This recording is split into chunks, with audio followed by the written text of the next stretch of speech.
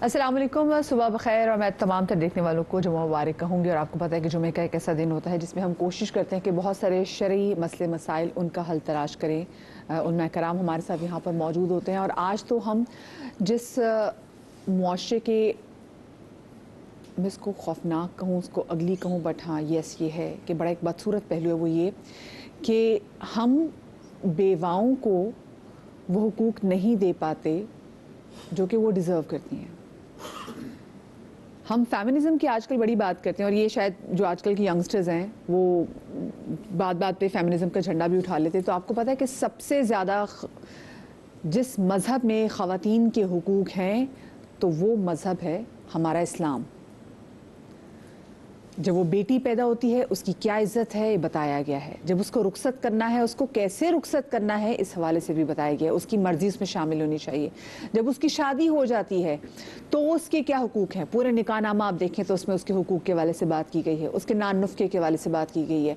अगर उसकी तलाक हो जाती है तो कैसे उसको बाइज़्ज़त तौर पर फिर एक आसान तरीके से उस भी तमाम तर प्रोसेस से गुजारना है, इस हवाले से भी बात की गई है। उसका नान नुफ़्का वहाँ पर भी बात उसकी की गई है। लेकिन हमारी सोसाइटी में अगर कोई औरत बेवा हो जाए, बेवा के भी हुकूक हैं, किस तरीके से उसका ख्याल रखना है। हमें लगता है अगर कोई औरत बेवा हो जाए तो बस उसकी ज़िंदगी ख़त्म। लोगों के घर में कोई खुशी का फंक्शन होता है तो कोशिश की जाती है कि इसमें किसी बेवा को मदऊ ना किया जाए। स्पेशली अगर किसी बच्ची की शादी होने वाली है और रस्मों की बात हो जाए तो कोशिश की जाती है कि कोई बेवा रस्में भी ना करे, कि कहीं ऐसा ना हो कि वो पता नहीं जो अपनी जैसी उसकी अपनी किस्मत है, कहीं वैसी किस्मत वो हमारी बेटी को ना दे दे। वो अगर शादी की बात करे तो उसको बोल्ड तस्वुर किया जाता है कि तू शादी की बात करिए, एक मियाँ तो तू ऑलरेडी खा गई हुई है। ये मेरे अल्फाज नहीं है, ये लोगों के अल्फाज है। क्या उनके हुकूक हैं दीन इस्लाम की रोशनी में, हमारी शरीयत की रूह में, आज हम इस हवाले से बात करेंगे। उलमा कराम का तारुफ भी कराऊंगी। आपको मालूम कि मुफ्ती नूर रमानी भाई हमारे साथ मौजूद है, अल्लामा ज़ामिन साहब हमारे साथ मौजूद हैं, डॉक्टर इमरान हक कल्याणी साहब हमारे साथ मौजूद हैं, हमारे साथ आयशा अब्बास हमारी बहन यहाँ पर मौजूद हैं। आप सबको मैं खुश आमदीद भी कहती हूँ। आप लोग हमें कॉल भी कर सकते हैं, और ऐसा ही इसी हवाले से, टॉपिक के हवाले से कोई आपका शरई मसला हो तो हमारे उलमा कराम से आप उसके हवाले से जान भी सकते हैं। सबसे पहले मेरा सवाल भी नूर भाई यही है कि अगर हम दीन इस्लाम की रोशनी में देखें, अपनी शरीयत की रूह से देखें, तो बेवाओं की क्या हुकूक है और हमारा उनके साथ रवैया कैसा होना चाहिए? नहमदुहु व नसल्ली अला रसूलिहिल करीम, अम्मा बाद, औज़ु बिल्लाहि मिनश शैतानिर रजीम, बिस्मिल्लाहिर रहमानिर रहीम। तमाम तारीफ़ें अल्लाह सुब्हानहु व तआला के लिए, और दुरूद व सलाम अल्लाह के रसूल हम सब के आका हुज़ूर मोहम्मद मुस्तफ़ा सल्लल्लाहु अलैहि व आलिहि वसल्लम। सबसे पहले तो बहन, आपने इतना अच्छा मौजू का इंतखाब किया। आप और आपकी पूरी टीम पर अल्लाह सुब्हानहु व तआला ने ख़ास रहमत अता फ़रमाए। और जिस तरह आप ख़वातीन के हुकूक़ से बात कर रही थी और इस्लाम के ख़िलाफ़ जो लोग बात कर रहे होते हैं, और आपने यहाँ इस्लाम के हवाले से एक दिफाई अंदाज से बात की, अल्लाह आपको जज़ाए खैर अता फ़रमाए। देखिए, इस्लाम से पहले बेवाओं की जो इद्दत थी, एक रवायत के अंदर मैं पढ़ रहा था कि वो 1 साल उनकी इद्दत होती थी। एक में ये भी था कि वो ज़िंदगी भर उनको एक अलग काल कोठरी के अंदर डाल दिया जाता था और वो उसी तरह वो ज़िंदगी गुजारा करती थी। इस्लाम ने आकर उनकी इद्दत को कम कर 4 महीने 10 दिन रख लिया। अगर आप और तारीख़ को पढ़ें तो बहुत शदीद किस्म के मामलात होते, बल्कि ज़माने जहालियत के अंदर ये होता था, अगर मिसाल के तौर पे कि अगर सौतेली माँ का यानी बाप का इंतकाल, सौतेली माँ भी बेटे के वर्से में आती थी, वो जिस तरह चाहे उसको इस्तेमाल करे, यानी कि एक औरत की इस तरह की तज़लील होती थी। इस्लाम ने आकर औरत को मकाम व मर्तबा और मनसब दिया। ख़ुद मेरा आका करीम सल्लल्लाहु अलैहि वसल्लम ने 25 साल की उम्र में जो निकाह किया, पूरे ज़माने में उस कायनात में जो सबसे बेहतरीन आला अफजल ख़ातून थीं, जो मलिकतुल अरब कहलाती थीं, वो ख़ुद बेवा थीं। तो नबी अलैहिस्सलातु वस्सलाम ने एक बेवा से शादी कर कर इस पूरी कायनात को पैगाम दिया कि मकाम व मर्तबा अल्लाह के नबी सल्लल्लाहु अलैहि वसल्लम एक औरत का बुलंद किया और बताया। अब यहाँ कुछ शरई अहकामात में बयान कर दूँ जो आजकल ज़माने में देखे जाते हैं। जिस तरह आप भी बता रही थी कि अगर कोई बेवा औरत हो, उसके शौहर का इंतकाल हो जाए, अगर कोई शख्स उसके विरासत दिलाने में اس کی خدمت کرنے میں یا اس کے بچوں کے حوالے سے خدمت انجام دیتا ہے، نبی علیہ الصلوۃ والسلام ہے کہ وہ شخص ایسا ہے کہ جیسے وہ اللہ کی راہ میں جہاد کر رہا ہے، جو اس کا ساتھ دے رہا ہے، یا پھر ایسا ہے کہ وہ دن بھر روزے رکھ رہا ہے۔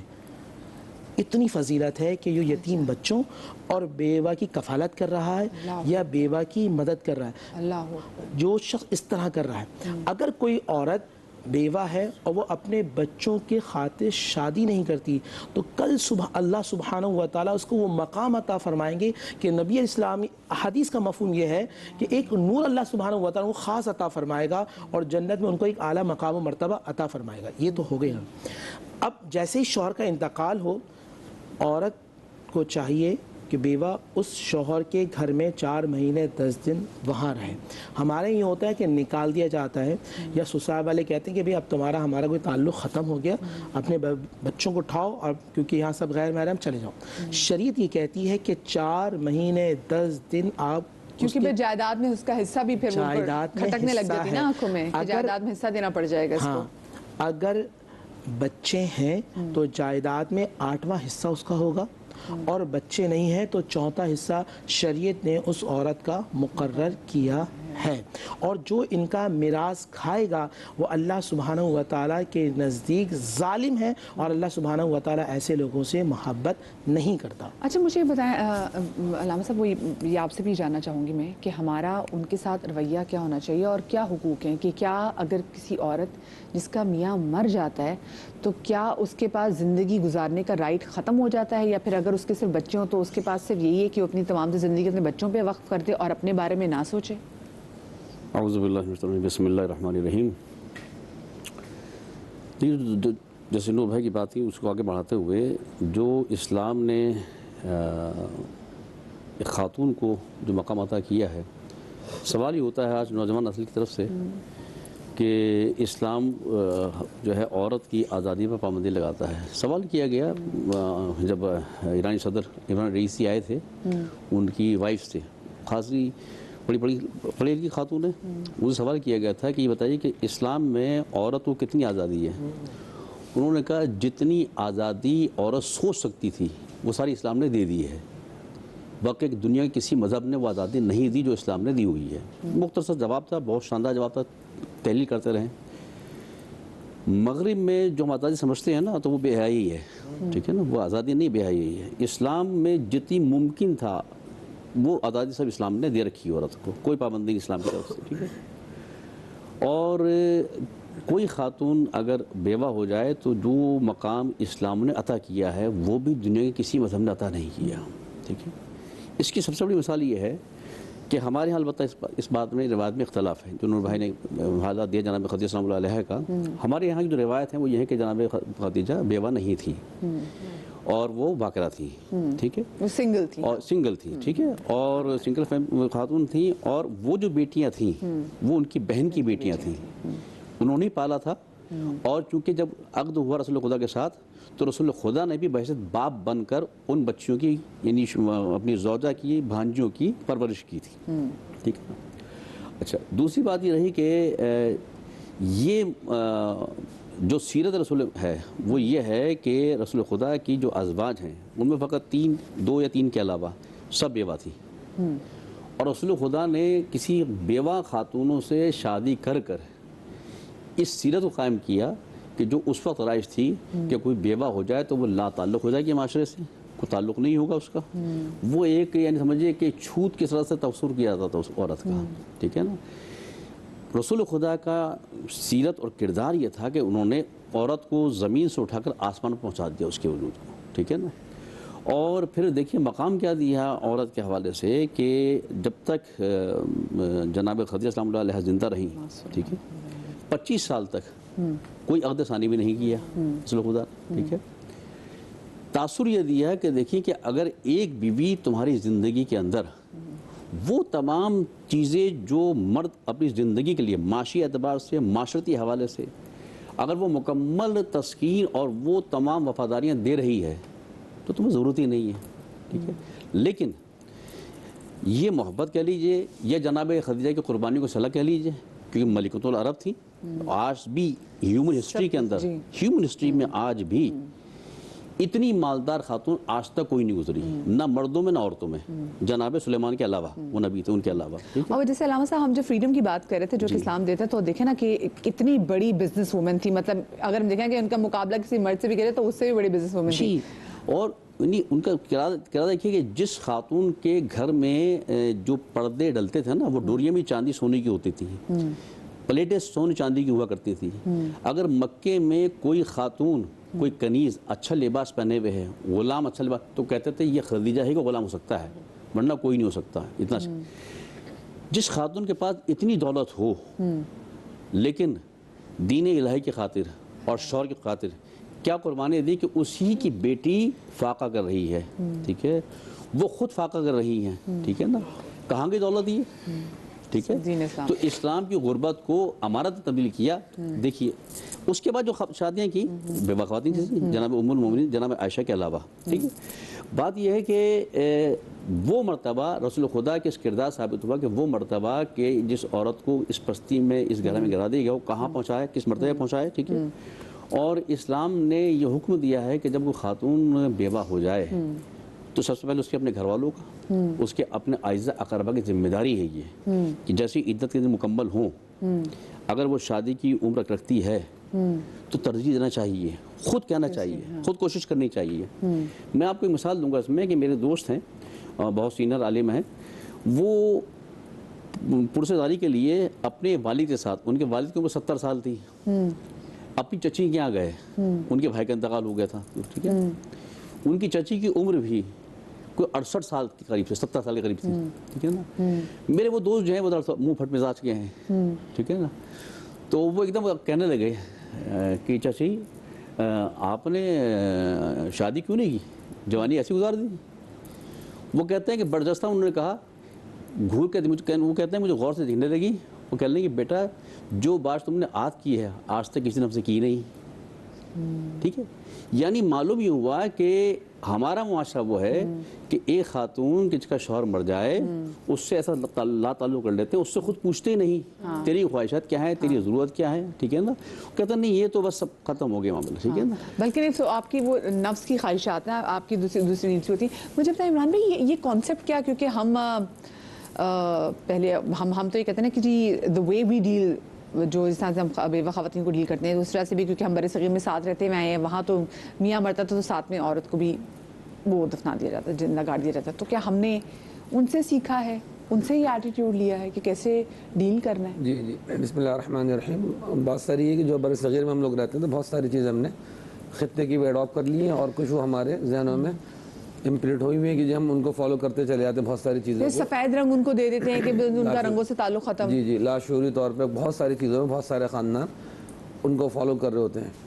تو اب اچھے لوگ بھی ہمیشہ ہر زمانے میں موجود رہے، ایسا نہیں کہ نہیں رہے الحمدللہ، کیونکہ اسلامی تعلیمات ایسی ہیں کہ اس نے تو بڑے بڑے چٹان جیسے گمراہ لوگوں جو چٹان کی طرح گمراہی پہ مضبوط تھے ان کو بھی بدل دیا. اور واقعات اسلام کی تعلیمات میں اثر ایسے ہی ہے کہ اگر کوئی صدقے دل سے اس کی دعوت دے، پریکٹیکلی یا اپنے وربلی اپنے عمل سے یا زبان سے، تو لازمی سامنے والا متاثر ہوتا ہے. اچھا اسلام میں بہت ساری خوبیاں ایسی ہیں جس کی وجہ سے کنورژن آج تک چل رہا ہے اور چلتا رہے گا قیامت تک. ان میں سے ایک یہ بھی ہے بیواؤں کے ساتھ ہمدردی، نرم دلی، کہ بہت ساری نان مسلم خواتین جو کسی اور مذہب سے بلانگ کرتی ہیں وہ صرف اس چیز کو دیکھتے ہوئے کہ جی اسلام میں بیواؤں کے یہ حقوق رائٹس ہیں، وہ اسلام قبول کرتی ہیں. اسلام کے ہر پہلو میں کوئی نہ کوئی اٹریکشن موجود ہے. علامہ صاحب نے جس طرح اشارہ کیا ایک آزادی کا کہ جہاں تک ممکن ہو سکتا ہے، جہاں تک عورت سوچ سکتی تھی اس کو آزادی دی گئی. تو ایک ہوتی آزادی اور ایک ہوتی آوارگی. تو اسلام نے آزادگی کو تو پورا آخر لیول تک اس کے ملحوظ رکھا. اور جس طرح آپ نے بھی کہا کہ بزنس وومن تھی حضرت سیدہ خدیجہ الکبریٰ سلام اللہ علیہا، تو ایک بڑا ہمارے لیے ایک سمجھے رول ماڈل ہیں، آئیڈیل ہیں. رسول اقدس صلی اللہ علیہ وسلم کا ایک تو ان کے ساتھ عقد سے پہلے بھی بزنس ڈیل کرنا، اور بزنس ڈیل کرنے کے بعد پھر اس میں سکسیسفل ہونا، بہت کامیابی کے ساتھ منافع کے ساتھ تشریف لانا. پھر ملکۃ العرب کے ساتھ ساتھ یہ ام المساکین بھی تھی کہ یعنی اس وقت یہ سوشل ورک کا کوئی کانسیپٹ نہیں تھا، انہوں نے سوشل ورک کرتی تھیں، باقاعدہ پورے ان کے دارالمساکین قائم تھے جس میں بے شمار لاوارث لوگوں کی کفالت ہوتی تھی. تو اب ساری بات یہ ہے کہ رسول اکرم صلی اللہ علیہ وسلم نے جو پھر باقاعدہ اعلان نبوت کے بعد احکامات بیان فرمایا، اس کے اندر ایک حکم یہی تھا کہ جو بھی السعی علی الاراملہ، تو بیوہ کو عربی میں ارملہ کہا جاتا ہے، اس کی جمع ارامل آتی ہے کہ جو سعی کرتا ہے اراملہ کے لیے یعنی بیواؤں کے لیے، تو ایسا ہے جیسے راہ خدا میں جہاد کرنے والا، رات بھر تہجد پڑھنے والا، اور جہاد بھی ایسے حالت میں کر رہا ہو کہ جس میں روزہ رکھا ہوا ہو، اس کا یہ درجہ ہے۔ حضرات خلفاء راشدین کے زمانے میں بے شمار مثالیں ایسی ملتی ہیں کہ جیسے حضرت سیدنا عمر فاروق رضی اللہ تعالیٰ عنہ فرماتے ہیں کہ ہمارے مدینہ طیبہ محلے میں بوڑھی خاتون بیوہ رہا کرتی تھی تنہا، تو میں رات کے اندھیرے میں اس کی خدمت کے لیے جاتا ہے، رات کو صبح ہونے سے پہلے اس کے گھر کا کام نمٹا دوں، تو مجھ سے پہلے کوئی شخص ویسے کام کر کے چلا جا چکا ہوتا تھا، تو میں بڑی گھات میں لگا رہا آخر کون شخص ایسا ہو سکتا ہے جو مجھ سے بھی زیادہ پہلے آ کے اپنے گھر کا کام کر جاتا ہے۔ تو ایک دن چھپکے میں بیٹھ گیا گھات میں، تو دیکھا کہ خلیفہ اور حضرت سیدنا صدیق اکبر کے بارے میں فرمانے لگا کہ میں نے دیکھا کہ وہ مجھ سے بھی پہلے آ کے اس کے گھر کے کام کر کے چلے جاتے ہیں۔ تو اسلام میں بہت زیادہ انکریج کیا گیا لوگوں کو کہ جو بیواؤں کی ایسی مورلی سپورٹ بنتے ہیں، معاشی سپورٹ بنتے ہیں، سوسائٹی میں ان کو ایک رسپیکٹ دیتے ہیں، تو اس کو اسلام نے بہت زیادہ ایک اہمیت دی اور ثواب کا مقام بتایا کہ آخرت میں ثواب ہے، دنیا میں بھی اللہ تعالیٰ ایسے لوگوں کے مال میں، نان نفقے میں، ہر چیز میں برکت عطا فرماتے ہیں۔ صحیح، بہت زیادہ ضروری بھی ہے، کیونکہ دیکھیں ہم نے ہاں یہی دیکھا ہے کہ جب کسی کی میاں کی ڈیتھ ہو جاتی ہے، پھر لوگ کہتے ہیں بھئی اب تو تمہارا ہمارے سے تعلق ختم، اس کو گھر سے بھی نکال دیتے ہیں، وہ گھر سے بھی چلی جاتی ہے۔ اچھا، جو عدت کا ہے، یہ عدت کا دورانیہ بڑا میٹر کرتا ہے، اس کا ذرا بیک گراؤنڈ بھی بتائیں کہ یہ عدت کے لیے کیوں کہا گیا ہے؟ بسم اللہ الرحمن الرحیم۔ اگر ہم غیر مدخولہ کی بات کریں، مثال کے طور پر جس کی شادی ہوئی ہے اور رخصتی نہیں ہوئی ہے، تو اگر صرف طلاق ہوتی ہے تو اس میں اس کی عدت نہیں ہے، ٹھیک ہے، لیکن اگر اس کا شوہر انتقال کر جاتا ہے اور اس کی رخصتی نہیں ہوئی تھی تب بھی اس کی عدت ہے، ٹھیک ہے۔ تو یہ عدت کس مقصد سے تھی؟ بیواؤں کے لیے خاص طور پر اس عدت کا مقصد کیا تھا؟ کیونکہ وہ ایسی کیفیت میں ہوتی ہیں، ایک شوہر اس دنیا سے جب رخصت ہوتا ہے تو بیوہ کے لیے یہ وقت جو ہوتا ہے انتہائی مشکل ہوتا ہے۔ اس وقت کے لیے اسے بالکل تنہائی دی جاتی ہے تاکہ وہ جس ٹراما میں ہے اس ٹراما سے نکل سکے، اور آپ دیکھیں کہ باقاعدہ طور پر اہتمام کیا گیا ہے کہ وہ گھر سے نہ نکلے۔ گھر سے نہ نکلنے کا مقصد کیا ہے؟ کہ جو دیگر لوگ ہیں وہ اس کی خدمت کریں۔ یہاں نتیجہ جو ہے بالکل برعکس ہے۔ ہم یہ سمجھتے ہیں عدت کوئی قید ہے، نہیں، عدت وہ وقت ہے جس میں عورت کو پروٹیکٹ کیا جا رہا ہے۔ اچھا، اس میں اس کے نفسیاتی پہلو کو بھی دیکھا گیا ہے؟ بالکل ایسا ہی ہے، کیونکہ دیکھیں وہ جس ٹراما میں ہے نا، اس ٹراما سے نکلنے میں اسے وقت لگے گا۔ اس وقت کے لیے 4 مہینے 10 دن کی عدت کو متعین کیا گیا ہے، ٹھیک ہے۔ اب اگر اس گھر کے اندر جس گھر میں رہ رہی ہے، اگر اس نبی صلی اللہ علیہ وسلم کی احادیث کے مطابق آپ اس کو اس گھر سے بھی نہیں نکال سکتے ہیں۔ جیسے بہت سارے سسرال میں کیا ہوتا ہے، اب یہ عدت میں ہی تھی، چلو بھائی یہاں سے نکلو، یہ نعرے لگنا شروع ہو جاتے ہیں۔ پھر وہ جو اس کی وراثت کا حق تھا وہ بھی اسے نہیں دیا جاتا ہے۔ تیسری چیز، اب اس کو یہ کہا جاتا ہے، یہ معاشرے کا بھیانک ترین جس کو کہے نا پہلو ہے کہ اس کے شوہر کا انتقال نا اسی کی وجہ سے ہوا ہے، ٹھیک ہے، یہ کھا گئی۔ میں اپنی سہیلی کی بات بتا رہی ہوں میں، کہ جہاں ہم ایک ہی جگہ پر پڑھاتے ہیں ایک ساتھ، تو وہ مجھے بتا رہی تھیں کہ میرے شوہر کا جب انتقال ہو گیا نا، تو کہہ رہی ہیں میں نے اپنے کانوں سے اس بات کو سنا، مطلب میں اتنی مشکل حالات میں تھی اور میں نے ایسے لفظ سنے، اس کی وجہ سے انتقال ہوا ہے، اس نے مار ڈالا ہے ایسے۔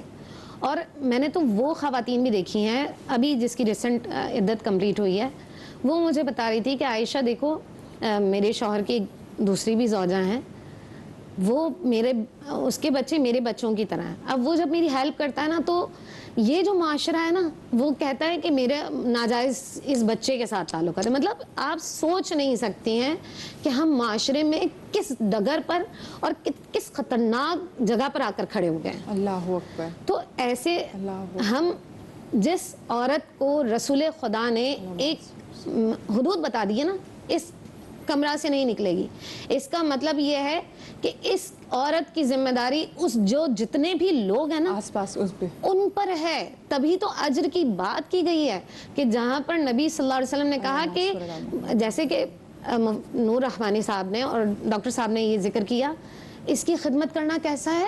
جیسے جہاد کرنا۔ کیا جہاد کرنا آسان ہے؟ اس کی خدمت کرنا ایسا ہے کہ دن میں روزے رکھنا. کیا روزے رکھنا اتنا آسان ہے؟ تو دیکھیں کہ اجر کتنا ہے. کیا پوری رات کوئی عبادت کر سکتا ہے؟ کتنا مشکل کام ہے نا. نبی کہہ رہے ہیں ایسا ہے جیسے کسی نے پوری رات عبادت کی ہے. تو یہ دراصل اس کی خدمت کرنے کا صلہ بتایا گیا ہے اور بتایا گیا ہے کہ تمہاری ذمہ داری ہے کہ تم اس عورت کی خدمت کرو, نہ کہ زبان کے تیر سے اس کو چھلنی کر دو.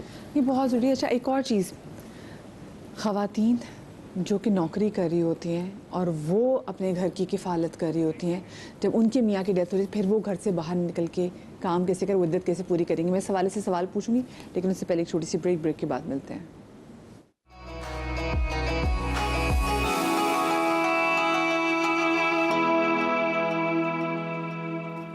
بریک کے بعد آپ کو ایک بار پھر سے خوش آمدید کہتے ہیں, اور میرے بڑے امپورٹنٹ سوالات ہیں بیواؤں کے حقوق کے حوالے سے, اور جن میں سے ایک سوال یہ بھی ہے کہ ہمارے ہاں یوزلی خواتین کام کرتی ہیں, مرد کام نہیں کرتے, اور اگر آپ کے ہسبینڈ کی ڈیتھ ہو جائے اور وہ عورت جس نے جو گھر کا واحد کفیل ہو, سب چیزیں چلانی ہوں, پھر عدت کو لے کے اس کے لیے کیا احکامات ہیں؟ بہت اچھا سوال کیا آپ نے بہن. دیکھیے پہلی بات تو یہ ہے کہ جو اسلامی گورنمنٹ جہاں ہو, اسلامی ریاست, تو اسلامی ریاست کی ذمہ داری یہ ہوتی ہے کہ جو بیوہ ہو جائے اسلامی ریاست ان کو نان نفقہ سکنے کا انتظام کرے. یہ اسلامی گورنمنٹ کا کام ہوتا ہے. اور اسلامی گورنمنٹ نہیں ہے تو وہاں کے جو خاندان کے لوگ ہیں ان کی ذمہ داری ہوتی ہے کہ وہ اس عورت کی حفاظت و تحفظ کی ذمہ داری اٹھائیں. یہ خاندان کے لوگوں کی ہوتی ہے. اور اب اسلامی گورنمنٹ بھی نہیں ہے, خاندان کے لوگ اپنے ہاتھ اٹھا چکے ہیں. تو اب ایسی صورت میں وہ بیوہ عورت جاب کرتی ہے, اس کے چھوٹے چھوٹے بچے ہیں. تو اب یہاں قرآن کی آیت پڑھتا ہوں, وَلَا تُلْقُوا بِأَيْدِيكُمْ إِلَى التَّهْلُكَةِ, اپنے آپ کو ہلاکت میں ڈال لو. تو اگر وہ عورت باہر نہیں جاتی, قریب ہے کہ اس کے بچے فاقے سے مر جائیں, تو اب اس پہ واجب ہے کہ وہ دن کی روشنی میں جائے گی. دیکھیں یہاں پھر میں کہہ دوں, کیونکہ ہمارے لوگ پروگرام دیکھتے ہیں اس لیے کوئی جملہ پکڑنے کے لیے ضرورت کے تحت, کیونکہ وہ عورت نکل رہی ہے, شرعاً اس کو اجازت ہے, وہ جائے گی, اور کوشش یہ کرے گی کہ مغرب تک یا مغرب سے پہلے وہ دن کی روشنی میں واپس آ جائے. اسی طرح وہ عورت کہ جو بہت شدید کو فتویٰ لینے کی ضرورت ہوگی اس حوالے سے. میں کیونکہ ایز اے عالم دین اور عمران بھائی بیٹھے ہیں, سامنے بھائی بیٹھے ہیں, یہ اپنے اپنے نقطۂ نظر سے بیان کریں گے. بحیثیت اہل سنت بریلوی مسلک سے میں یہ آپ کو فتویٰ دے رہا ہوں کہ دن کی روشنی میں شرعاً آپ جائیں, آپ کو کوئی قباحت نہیں ہوگی. ضرورت کے تحت آپ جاب کرتی ہیں اور نہیں کریں گے تو آپ کے بال, آپ کے جو بچے ہیں وہ بھوک سے مر سکتے ہیں. سیکنڈ یہ کہ ایسی عورت جو دوران عدت ہے, بیوہ ہے, اس کی رات میں بہت زیادہ طبیعت خراب ہو گئی, اب آپ رات 2-3 بجے یعنی کسی عالم کو نہیں ڈھونڈیں گے کہ جی میں اپنی بہن کو یا اپنی بیٹی کو لے کے جاؤں, وہ مر رہی ہے. نہیں, آپ اس میں جائیں گے, جان بچانا واجب ہوگی. تو رات کے 2-3 بجے بھی خطرناک قسم کی کوئی ایمرجنسی ہوتی ہے, اس کی جان جا سکتی ہے, تو شریعت یہ کہے گی کہ آپ اس کو رات میں ہاسپٹل لے کر جائیں. سید گل بابر ہمارے ساتھ کالر موجود ہے کراچی سے. السلام علیکم جی. السلام, کیسی ہیں مدیہ؟ ٹھیک ہے, اللہ کا شکر, بالکل ٹھیک. جی کیا پوچھنا چاہیں گے؟ پہلے تو میں 2 سوال کروں گی, اس کے بعد میں بتاؤں گی کہ ہمارے ساتھ کیا ہوا نا. پہلا سوال تو یہ ہے کہ کیا باپ کے مرنے کے بعد ورثہ فوراً تقسیم کر دیا جائے؟ تو فوراً اگر تقسیم کر دیا جائے گا تو جیسے ماں ہوتی ہے وہ ضعیف ہوتی ہے عام طور پر, اور کہا جاتا ہے ورثے تقسیم کا مطلب ہے کہ ہر چیز تقسیم کر دو, تو باقی زندگی وہ کیسے گزارے گی؟ تو کیا ورثے کی تقسیم جو ہے ماں باپ دونوں کے بعد ہوگی یا باپ کے بعد ہوگی؟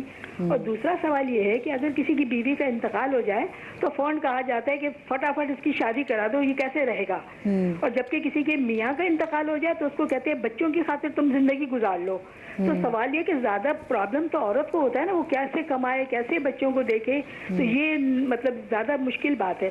اور تیسری بات یہ ہے کہ پہلے تو اب تو خیر تھوڑی بہت اویئرنیس آ گئی ہے. میرے اپنے گھر کی میں آپ کو بتاؤں کہ میری بہن 30 ایئرس کی تھی کہ ان کے ہسبینڈ کا انتقال ہو گیا تھا, تو ان کے انتقال کے 10 سال کے بعد زبردستی دوسری بہن نے کہا کہ نہیں بھائی تم نکاح کر لو. تو اس کے بعد اتنی زیادہ باتیں بنائی گئی کہ بے وفا تھی تو یہ تھی, تو اس میں بے وفائی اس نے خود تو نہیں چھوڑا تھا نا, اس کی بے وفائی کہاں سے ہو گئی؟ وہ تو ایک شخص دنیا میں ہی نہیں رہا, تو اس کو اتنی اذیت برداشت کرنی پڑی اپنوں کی طرف سے, غیروں کی طرف سے, کہ لو جی اس نے تو شادی کر لی.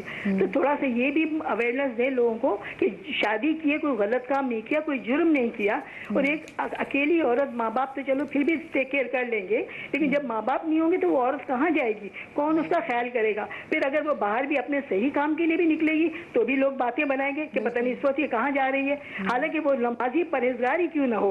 तो उस सिलसिले में थोड़ी सी रहनुमाई करें और लोगों को थोड़ी अकल दें कि ये हादसा किसी के भी घर में हो सकता है, ये सिर्फ मेरे घर में या किसी और का नहीं, ये किसी के पास भी हो सकता है। तो उस वक्त जब लोग बातें बनाएंगे तो उस उन पर क्या गुजरेगी और उस बेवा पर क्या गुजरेगी। तो काइंडली जरा लोगों को अवेयरनेस दें, इसलिए कि आपका प्रोग्राम बहुत देखा जाता है और इतने अच्छे मुफ्ती साहब, इतने सारे लोग अच्छे बैठे हुए हैं समझाने वाले, तो मुमकिन है इनकी बात किसी की अकल में आ जाए। मकसद भी हमारा ये। बहुत शुक्रिया जी। अच्छा, जैसे अभी नूर भाई ने भी बड़ा मुख्तसर सा जवाब भी मैं चाहूँगी ऐसे, क्योंकि काफ़ी सवाल आते हैं, कॉल से मौजूद हैं। तो पहला इनको जो सवाल था कि क्या अगर कोई शख्स मर जाए तो क्या फ़ौरन उसकी प्रॉपर्टी जो है उसको डिवाइड कर देनी चाहिए, क्योंकि अगर बेटों को होता है ठीक है सब चीज़ें अभी हम बहन भाई में तकसीम कर दें, तो बेवा कहाँ जाए, यानी कि जो वालदा हैं वो फिर कहाँ जाए, तो उनके हकूक़ कहाँ पे लाई करते हैं। देखिए, ज़ाहिर है कि जब वारिस का इंतकाल हो जाता है तो विरासत को फ़ौरन तकसीम करना चाहिए, ठीक है। और जहाँ ताल्लुक़ रहा है कि वो बेवा कहाँ जाएंगी, तो ये सवाल ही खुद मुबहम सवाल है, बेमानी सवाल है, इसलिए कि जो औलाद ज़िंदा है वो अगर ज़्यादा छोड़ के नहीं मरा बाप तब भी जिम्मेदारी है, ज़्यादा छोड़ के मरा है तब भी जिम्मेदारी है, माँ मुफलिस है तब भी माँ की जिम्मेदारी है, माँ के पास कुछ चला गया तब भी जिम्मेदारी है। विरसा फ़ौरन तकसीम होगा और वो जो जिंदा बच्चे हैं उनकी जिम्मेदारी है ये कि वो माँ का ख्याल रखें, और जो माँ को हिस्सा मिला हुआ है उससे हिस्सा तो ताल्लुक ही नहीं है, बेटों की औलाद की अपनी जिम्मेदारी पूरी करनी है वो। अगर किसी कहीं ऐसा हो रहा है कोई खातून कोई बेवा ऐसे बेचारी परेशान हो रही, मुतासिर हो रही इस हवाले से, तो ये तो आलमिया है हमारे यहाँ का, तरबियत की ज़रूरत है, समझाने की ज़रूरत है, ठीक है ना। और जो उनका अगला सवाल था कि जो 30 साल की उम्र में बहन की शादी में बेवा हो गई, तो देखिए सबसे बड़ा अलमिया हमारे यहाँ ये है कि अगर लड़की जवानी में बेवा हो जाए तो माशरे में रिश्तेदारों को भी, घर वालों को चाहिए कि जो कमाई लड़की बैठी हुई है ना उस पर तवज्जो बाद में दें, पहले उसके लिए कोशिश करनी चाहिए। और सीरत रसूल भी है, पैगाम रसूल भी है कि जब कभी तुम अगर अक़द करने लगो अपने आइज़ा में अक़रबा में देखो कोई बेवा क्या मुतलका, ठीक है, किसी वजह से तलाक रसूल हो गई है, तरजीहन बेवा अगर कोई है तो तरजीह दो उसको किसी बेवा से निकाह करने के लिए। क्यों? इसलिए कंवारी जो बच्ची है उसकी शादी तो हो जानी है, हाँ। इसकी नहीं हो पाएगी। और ये जो आज शादी कर ली गई तो ये तो वही वाली बातें हैं कि जहालत की इंतहा है और कुछ भी नहीं है, समझना चाहिए। शरई तौर पे आप कहीं भी बाउंड नहीं। मुझे ये बताएं कि अपनी शादी के 10 साल बाद भी अगर वो शादी करी तो लोग कह रहे बेवफा होगी, तो अगर हम वफा की भी चलें वो देखें, आपकी मियाँ की अगर डेथ हो जाती है और उसके बाद कितना अरसा फिर आप उसके अगर कह जाते हैं कि आपको सोग मनाना है कि जिसमें लोग कहें कि हाँ जी वफादार बीवी थी, क्या कोई ऐसा टाइम है मकसूद है? कुरान करीम में देखिए बड़ा खुल के तमाम चीज़ें बयान करते हैं। कुरान करीम में आता है कि जैसे अगर कोई इस तरह बेवा है तो उसके बारे में मर्दों को कहा गया। अच्छा देखिए एक टर्म बता दूं यहाँ पे, एक फ़िक़ा में इस्तिलाह इस्तेमाल होती है बाकिरा और सय्यिबा, यानी सिंगल कुंवारी इसकी अभी तक शादी नहीं हुई, और सय्यिबा वो जो विडो है या डिवोर्सी है जो यानी एक एक्सपीरियंस कर चुकी और वो शादी के मरहले से गुजर चुकी। तो दोनों इसके स्टेटस में थोड़ा फ़र्क है। बाकिरा का तो ये कि वो अपने वली की इजाज़त से शादी करेगी तो उसका निकाह एक पूरे कम्प्लीट शरीयत तरीके से मुनाकिद होगा। सय्यिबा का ये है कि बेवा या मुतल्लका खुद अपना वो हक़ रखती है कि अगर वो किसी मर्द को पसंद करती है उससे वो कम्युनिकेशन करती है और रब्ता करती है निकाह के लिए, तो उसको इख्तियार शादी कर सकती है, गवाहों की मौजूदगी में निकाह कर लेगी। तो अब उसको बुरा समझना चाहिए, उसके लिए शरीयत ने कोई टाइम पीरियड मुकर्रर नहीं किया। कुरान करीम में ये कहा गया है कि तुम अगर किसी बेवा से शादी करना चाहते हो और इद्दत में है तो तुम उसको खुल के पैगाम जब तक कि इद्दत में ना दो, बस तुम इशारे के नाम में उसको कह दो, कोई बात अगर कहनी है तो ये भी मालूम होता है कि शादी की नियत से अगर कोई मेल फीमेल का कम्युनिकेशन हो रहा है तो उस कम्युनिकेशन के ज़रिए उसको डायरेक्ट तो कहना ज़रा बुरा है कि उसके शौहर का भी इंतकाल हुआ है लेकिन इशारतन कह दो कि भाई तुम्हारी कंप्लीट हो जाएगी, फिर सोचने इस बारे में तुम्हारे लिए कोई रास्ता निकालते हैं, इस तरह की बात कह दी जाए तो बेहतर है वो।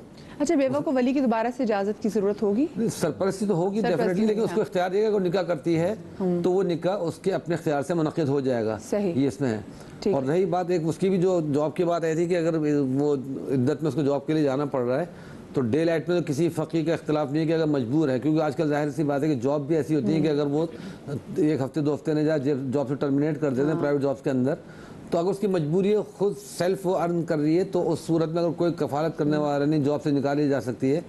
तो उसमें आजकल के ज़ाहिर नाइट शिफ्ट भी होती है, डे शिफ्ट भी होती है, تو اگر اس کی ایسی شفٹ ہے کہ نائٹ شفٹ ہے اس کی اور کمپلسری کہ اس کو جانا ہی جانا ہے جاب پہ، نہیں جائے گی تو نکال لیا جائے گا، تو مجبوراً اس کو اس چیز کی بھی اجازت مل جائے گی کہ اپنے ارننگ کرنے کے لیے کہ اپنے آپ کو ہلاکت، جیسے نور بھائی بھی کہہ رہے تھے کہ تو رات کو بھی جاب پہ چلی جائے گی. اور صرف دیکھیں پیٹ بھرنے کا مسئلہ نہیں، روٹی تو کہیں سے بھی مل جائے گی، بات ہوتی ہے گھر کا کرایہ بھرنا، بجلی کا بل بھرنا، بچوں کی فیس بھرنی ہے، تو اس صورت میں اس کو رات کو بھی جانے کی اجازت دے دی جائے گی. اور اگر کسی بیوہ کے پاس ایسی کوئی پرابلم نہ ہو لیکن پھر بھی وہ اگر اپنی عدت کمپلیٹ نہیں کرتی تو اس کے لیے کیا احکامات ہیں؟ گناہ گار ہوگی اگر وہ عدت اپنی مکمل نہیں کرتی. اور عدت کی مدت جیسے ہی شوہر کا انتقال ہوا نا اسی وقت سے شروع ہو گیا. اگر جیسے مثال کے طور پر شوہر کہیں تھا اور اب 2 مہینے کے بعد اس کو پتہ چلتا ہے کہ شوہر کا 2 مہینے پہلے انتقال ہو گیا، تو وہ 2 مہینے تو اس کے نکل گئے ہیں، اب بس 2 مہینے اور 10 دن کی عدت اس کے اوپر ہوگی.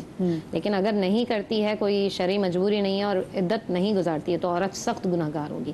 اچھا لیکن اس میں یہ نہیں ہے کہ جیسے نماز روزہ کی آپ قضا کر لیتے ہیں تو عدت کی کوئی قضا نہیں ہے. آپ نے اگر عدت کر لی تو ٹھیک ہے، باقی دنوں میں عدت کا کوئی کانسیپٹ نہیں ہے کہ آپ باقی دنوں میں عدت کر لیں گے. ابھی مجھے ضرورت ہے باہر نکلنے کی، بعد میں بالکل بھی ویسا نہیں. اچھا نور بھائی یہ سوال بھی آپ سے، لیکن مجھے یہ بات بھی بتائیں، اکثر ہم نے دیکھا ہے کہ جو بیوہ ہو جاتی ہیں ان کی شادی پھر اور اس کے ساتھ وراثت تھوڑی اٹیچڈ ہو تو ان کی شادی ان کے دیور سے کرا دی جاتی ہے، چاہے عورت کی اس میں مرضی شامل ہو یا نہ ہو.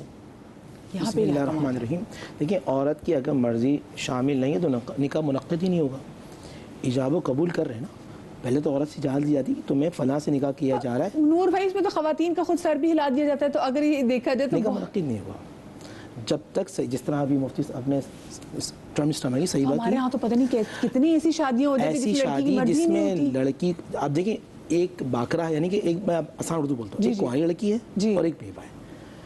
کنواری سے زبردستی کروا دیا، اس نے کہا ہاں چلو میں کر لیتی ہوں، تو کنواری کے ولی بھی ہے نا، لیکن اگر بیوہ ہے تو بیوہ کی شدت اس کی اپنی وہ ذات میں خود ہی نکاح کر سکتی ہے کسی سے، جو اجازت والی بات کی جا رہی ہے. اور اگر بیوہ ہے اور اس کے زبردستی شادی کروائی جائے، اس کی رضامندی، اس نے کہا کہ مجھے قبول ہی نہیں ہے، لفظ استعمال ہی نہیں کیا، نکاح منعقد ہی نہیں ہوگا.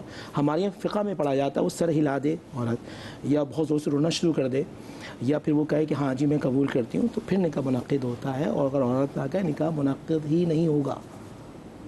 بہت بڑی بات ہے. جی بالکل. وہ آپ ایسے ان کے بھی ہوگا کہ لڑکی اجازت دے ہی نہیں رہی، اس کی اجازت ہی نہیں ہے، وہ بیٹھی ہے، زبردستی کروایا جا رہا ہے، نکاح منعقد تھوڑی ہوگا. اور اگر کوئی ایسی کوئی مسئلہ نہ ہو اس کے ساتھ، کوئی فائنینشیل ایشو نہ ہو، اور پھر بھی اگر وہ اپنی عدت پوری نہیں کرتی، یہ ویسے میں آپ سے دونوں سائڈ پہ پوچھنا چاہ رہی ہوں، یا چاہے وہ ڈیورسڈ ہو چاہے وہ بیوہ ہو. تو دیکھیں ایک بات یہ ہے کہ قرآن مجید فرقان حمید نے کہا عدت گزارو، تو اب مسلمان پر واجب ہے کہ عدت گزارے. وہ عورت جو عدت نہیں گزارتی وہ سخت گناہ گار ہے، وہ اللہ سبحانہ و تعالیٰ کی گرفت میں آ سکتی ہے.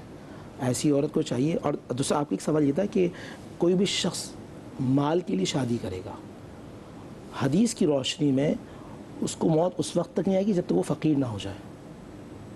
اگر کوئی دیور بھابھی سے لالچ میں شادی کر رہا ہے، یا سسرال والے وراثت کے لیے شادی کروا رہے ہیں، اللہ اکبر، کوئی ساس ہی پروگرام دیکھ رہی ہیں، اکارڈنگ ٹو حدیث اس آدمی کو اس وقت تک موت نہیں آئے گی جب تک وہ فقیر نہ ہو جائے. کوئی عزت کے لیے شادی کر رہا ہو. یہ جو اتنے بڑھ کے جہیز جو مانگے جاتے ہیں تو یہ سن لیں. اچھا جی سرگودا سے ہمارے ساتھ کالر موجود ہے سائرہ. السلام علیکم جی. وعلیکم السلام جی. میں نے پوچھنا تھا کہ دیہاتوں میں ایسے ہوتا ہے کہ شوہر کا انتقال ہوتا ہے نا، جنازہ لے کے باہر جاتے ہیں، تو پھر ایسے کہتے ہیں دیہاتی عورتیں کہتی ہیں کہ جو بیوہ ہے وہ ایک دفعہ بائی گھر سے نکلے اور پھر چاہے گھر آ کے بیٹھ جائے تو اس پر نا عدت واجب نہیں ہوتی، کیونکہ اس نے ایک دفعہ دہلیز پار کر لی، پھر آ گئی، اور اس کو مجبوری ہے، اس نے بچوں کو پالنا ہے، آنا جانا اندر باہر. تو اس بارے میں نے پوچھنا تھا یہ دیہاتیوں کا یہ خیال صحیح ہے کہ غلط ہے؟ چلیں ٹھیک ہے. یہ اور کہتی خواتین کہتی ہیں. علامہ صاحب یہ بتائیں. دیکھیے ہمارا 3 طرح کی شریعت ہیں. ایک شریعت النساء ہے، ایک شریعت الجہل ہے. تو شریعت النساء اور شریعت الجہل میں تو سب چیزیں ہوتی ہیں، وہاں تو یہ سب چیزیں ہو سکتی ہیں، لیکن شریعت اسلام میں ایسا کچھ بھی نہیں ہے. ٹھیک ہے نا. ایک عورت باہر نکل گئی ہے تو نکلنے سے مراد یہ نہیں آپ کو اندر آئے گی تو عدت ختم ہوگی تو عدت باقی ہے. گھر کی دہلی سے ایک بار قدم باہر رکھ نہیں، یہ بتانا یہ جہالت ہے. ظاہر ہے وہ جس علاقے سے ہیں اس علاقے کے اندر تو مزید فیوڈل سسٹم ہے وہاں پہ، تو وہاں تو ویسے ہی مسائل بہت زیادہ ہیں، اور تو یہ جہالت اور کچھ بھی نہیں ہے. ایسا کوئی کانسیپٹ نہیں ہے. ٹھیک ہے نا. کوئی ایسا کانسیپٹ نہیں ہے. وہ باہر نکلے یا نہ نکلے عدت پر واجب ہوگی اس کے بعد. ٹھیک ہے. ہاں ٹھیک ہے. اور وہی والی بات کہ عدت کی بھی کوئی قضا نہیں ہے. نہیں تجزیہ قضا نہیں ہے، ٹھیک ہے، بس فرق البتہ اتنا ہے کہ جیسے میری بہن درس کر رہی تھی، ہمارے یہاں تھوڑا سا یہ فرق ہے. ہمارے یہاں جس دن پتہ چلے گا شوہر باہر گیا ہے کچھ خبر ہی نہیں ہے، جس دن پتہ چلے گا کہ اس کا انتقال ہو گیا، جس دن کنفرم ہو جائے گا، ہمارے اس دن شروع ہوگی، ٹھیک ہے نا. وہ نہیں ہے کہ وہ 6 مہینے پتہ چلا 6 مہینے انتقال ہو گیا تھا، آج پتہ چلا ہے تو اس وقت تو ہونی نہیں چاہیے. لیکن ہمارے یہاں یہ ہے کہ جس دن پتہ چلے گا کہ شوہر انتقال ہو گیا کر گیا تو اسی دن سے اس کی.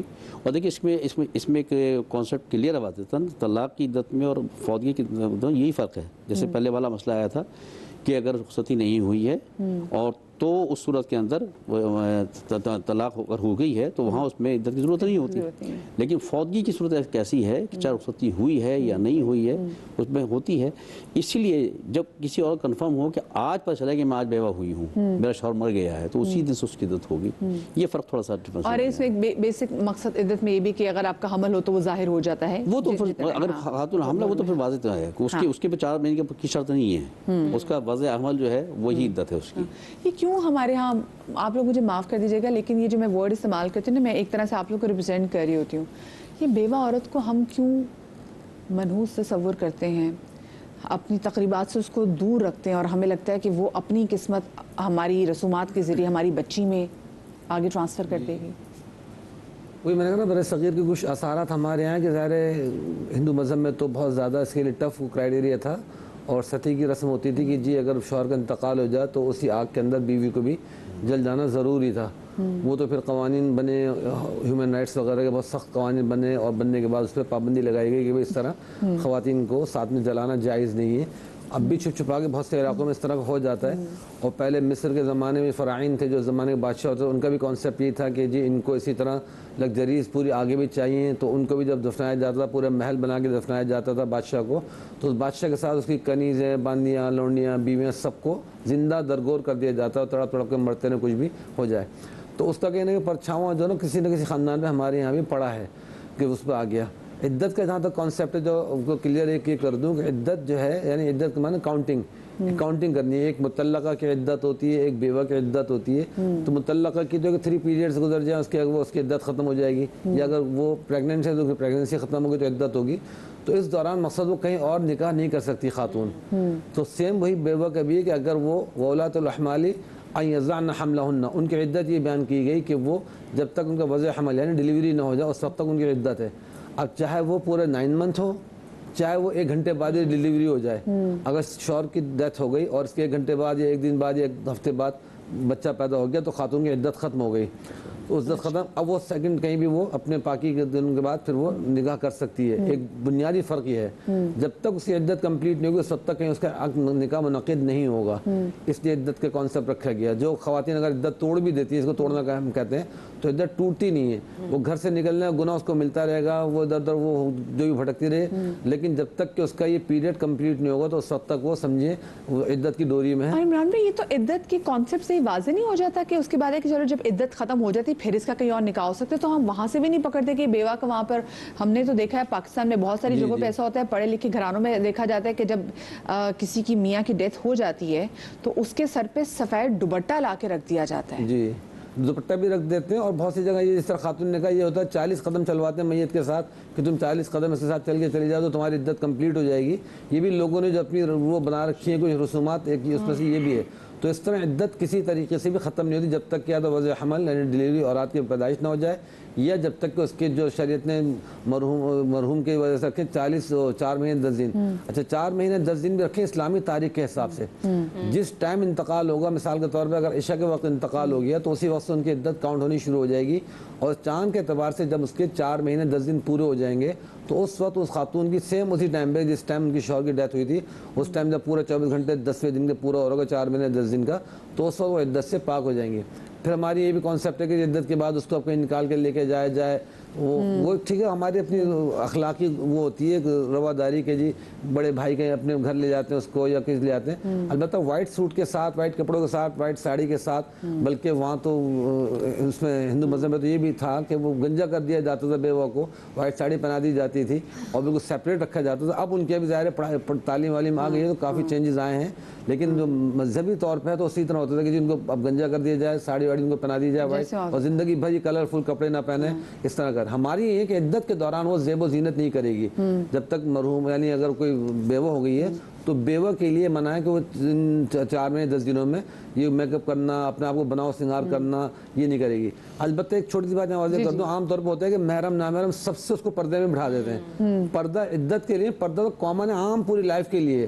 اب لوگ سمجھتے ہیں کہ جی اپنے باپ کے سامنے بھی نہیں آئے گی, بھائی کے سامنے بھی نہ ہے, بھانجوں کے سامنے بھی نہ ہے, اس کو ایک کمرے میں قید کر دیتے ہیں. ایسا کچھ نہیں, وہ نارمل روٹین میں اپنے کمرے میں رہے گی, پھرے گی, اپنے رشتے داروں سے ملنا جلنا بھی کر سکتی ہے, گھر میں جائیں.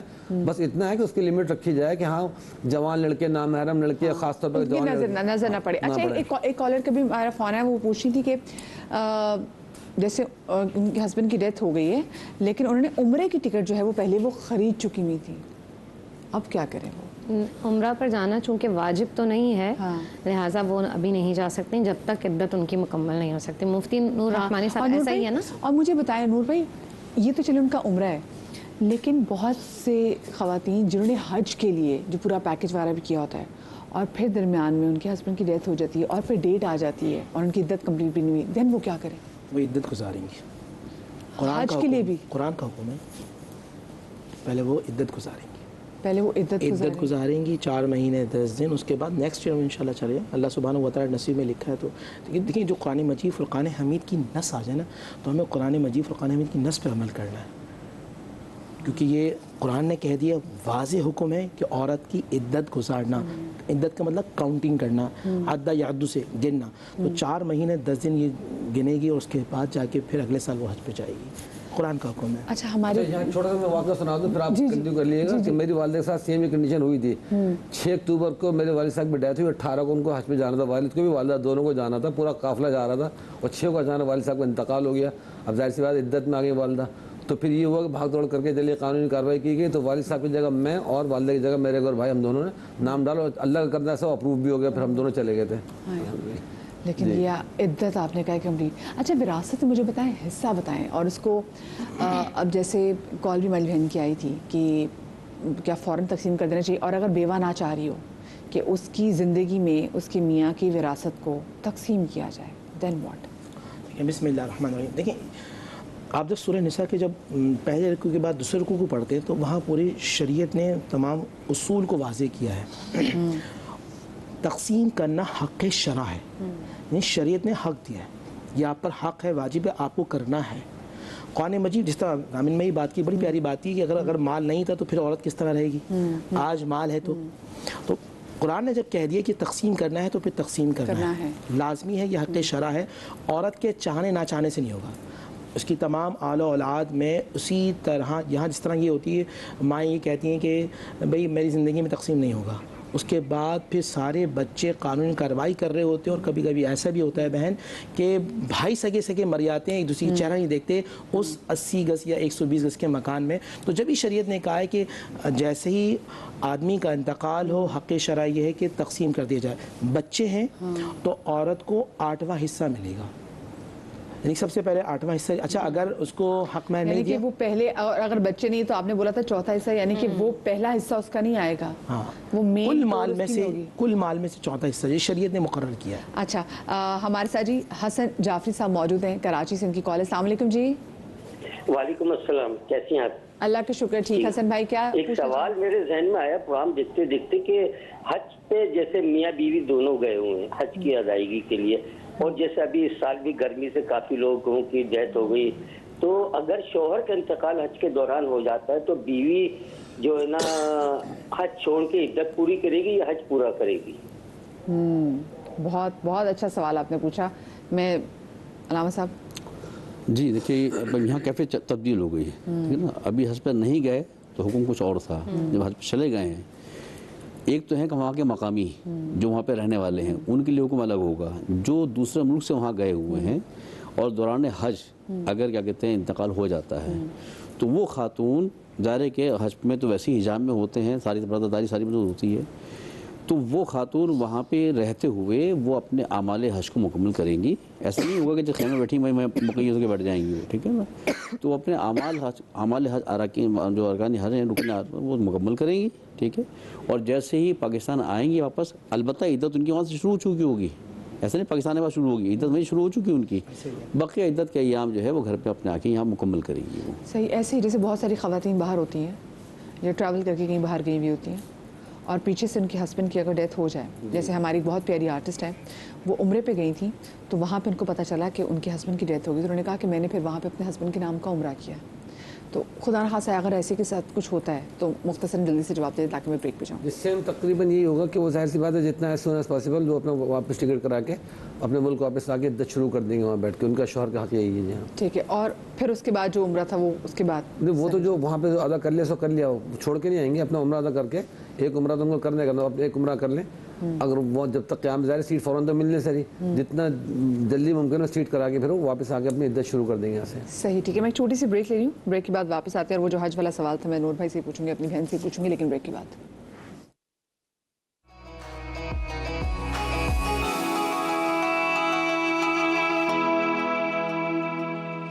بریک کے بعد ایک بار آپ کو پھر سے خوش آمدید کہتے ہیں. اور کیونکہ آج ہم بات کریں بیواؤں کے حقوق کے حوالے سے، اور ہمارے معاشرے میں ہم نے اپنے آس پاس سوسائٹی میں دیکھا ہے چاہے پڑھے لکھے لوگ بھی ہوں لیکن ہم لوگوں کو آئیڈیا ہی نہیں ہوتا کہ ایک عورت جو کہ بیوہ ہے اس کے حقوق کیا ہیں.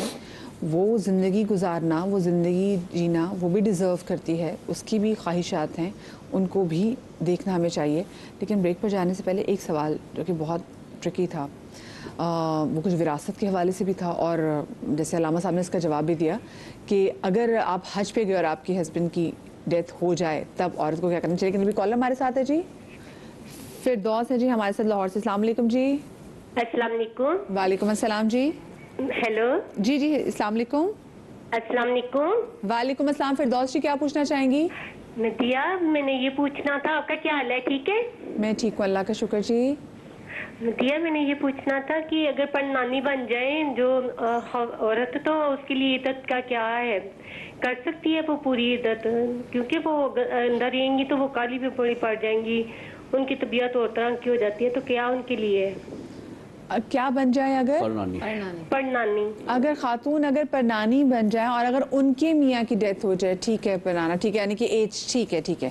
بہت فردوسی بڑا اچھا آپ کا سوال ہے. اچھا ایج کے حوالے سے کیا کوئی لمٹ ہے؟ اگر کوئی معمر خاتون ہو، ضعیف خاتون ہو اور ان کی میاں کی ڈیتھ ہو جائے تو پھر ان کے لیے کیا ہے کہ وہ بھی عدت کمپلیٹ کریں گی؟ ان کا باہر جانا، جیسے آپ نے کہا علاج کے حوالے سے بھی جانا بہت ضروری ہے.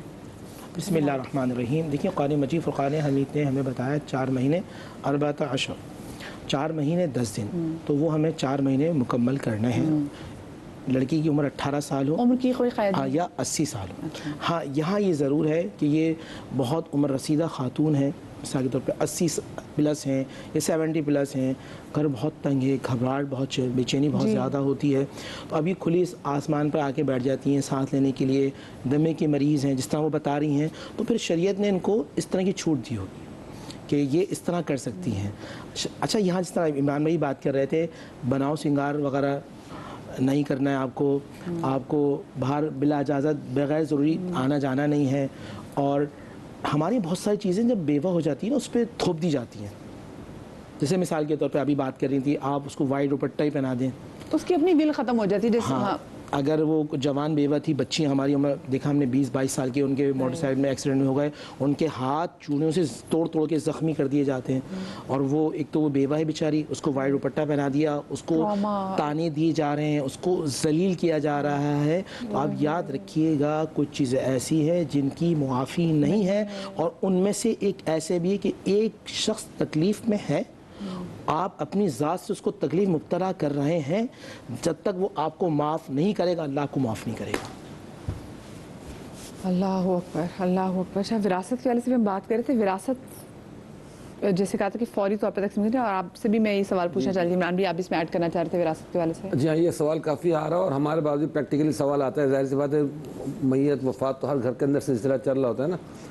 تو اب پرابلم یہ ہے کہ ظاہر غربت کے زمانے میں ایک تو پراپرٹی اپنی خریدنا بہت بڑا ایک ٹاسک ہوتا ہے کہ انسان بوڑھا ہو جاتا ہے، کوئی گھر نہیں خرید پاتا. اگر وہ فوری طور پہ انتقال کے بعد گھر بیچ کے ٹکڑوں میں تقسیم کر دیتے ہیں، 2 کروڑ کا بکا اور سب کے حصے میں کوئی 10 لاکھ 12 لاکھ 15 لاکھ آ گیا، تو ایک چھوٹی سی جھونپڑی بھی آج کل اس قیمت میں نہیں آتی. تو تقسیم 2 طریقے کی ہوتی ہے. ایک ہوتی ہے کہ فزیکل ڈیوائڈ کر لیا جائے کہ بس چیز کو بیچ کے تقسیم کر دیا گیا سب کو، یہ سب سے بہتر طریقہ ہے. ایون یہ کہ اگر سوئی بھی اس کی ملکیت میں تھی کپڑے جوتے سب چیزیں وہ ڈیوائیڈ ہوتی ہیں میراث میں. دوسرا طریقہ یہ قانون اس کو تقسیم کر دیا جائے. قانون تقسیم کا طریقہ یہ ہوتا ہے کہ جس طرح ایک ہیئر شپ بنتی ہے عدالت سے, وہ لازمی ہوتی ہے. پراپرٹی خاص طور پہ گھر ہے, کوئی فلیٹ ہے, کوئی بھی چیز ہے, پلاٹ ہے, تو وہ وکیل کے تھرو باقاعدہ ایک عدالت سے ہیئر شپ بنتی ہے. اس کے اندر تمام ورثاء کو مینشن کر دیا جاتا ہے کہ بھئی یہ اس میں بیوہ یا اس کی اتنی اولاد یہ حصے دار ہیں, تو وہ کر لی جائے کہ وہ تو ایک ہو گیا کہ قانونی طور پہ تقسیم ہو گیا, آپس میں سب کے حصے شامل ہو گئے. تیسرا طریقہ یہ ہے کہ جس طرح اگر واقعتاً ان سب میں یونٹی ہے, آپس میں اتحاد ہے بہنوں بھائیوں میں, اور وہ چاہتے ہیں فوری طور پہ ہم لوگ اس طرح ڈیوائیڈ نہ ہوں, پریشانی ہوں گی, پرابلم ہوں گے, تو وہ کلیتاً اختیار کے ساتھ والدہ کو یا گھر کے کسی بڑے بھائی کو جس پہ بھروسہ ہو, وہ سب زبانی طور پر بیٹھ کے ایک مجلس میں طے کر لیں اور مالک بنا دیں کہ جی ہم ابا جی کے میراث میں ہمارا جتنا بھی حصہ ہے ہم ان تمام چیزوں کا مالک اپنی والدہ کو بناتے ہیں. وہ زبانی طور پر اس کا مالک بنا دیں, چاہیں تو اپنے طور پر قانونی طور پہ کوئی اسٹیمپ پیپر بھی لکھا تھوڑا بھی کر لیں کہ ہم نے ان کو مالک بنا دیا, تو پھر وہ چیزیں والدہ کی ملکیت میں چلی جاتی ہیں. اب وہ جب ان کا انتقال ہوگا پھر اسے چاہے تقسیم کر لیں یا پھر کسی کو وہ بنا دیں, اگر یعنی اسی سلسلے کو گھر کو کنٹینیو کرنا چاہتے ہیں. لیکن بہتر وہی کہ پھر آہستہ آہستہ حالات سمجھ جائیں تو چیزیں بیچ کے ان چیزوں کو آپس میں تقسیم کر لیا جائے تاکہ کل کو اولاد میں لڑائی جھگڑے نہ ہوں. صحیح. اچھا, ہمارے ساتھ یہاں پہ کیس پہ ہے مریم موجود ہے. السلام علیکم مریم. جی مریم, میں چاہوں گی کہ ہم آپ کی کہانی آپ کی زبان سے. السلام علیکم. وعلیکم السلام. جی میرے ہسبینڈ کی ابھی 1 سال ہوا ہے, ڈیتھ ہوئی ہے.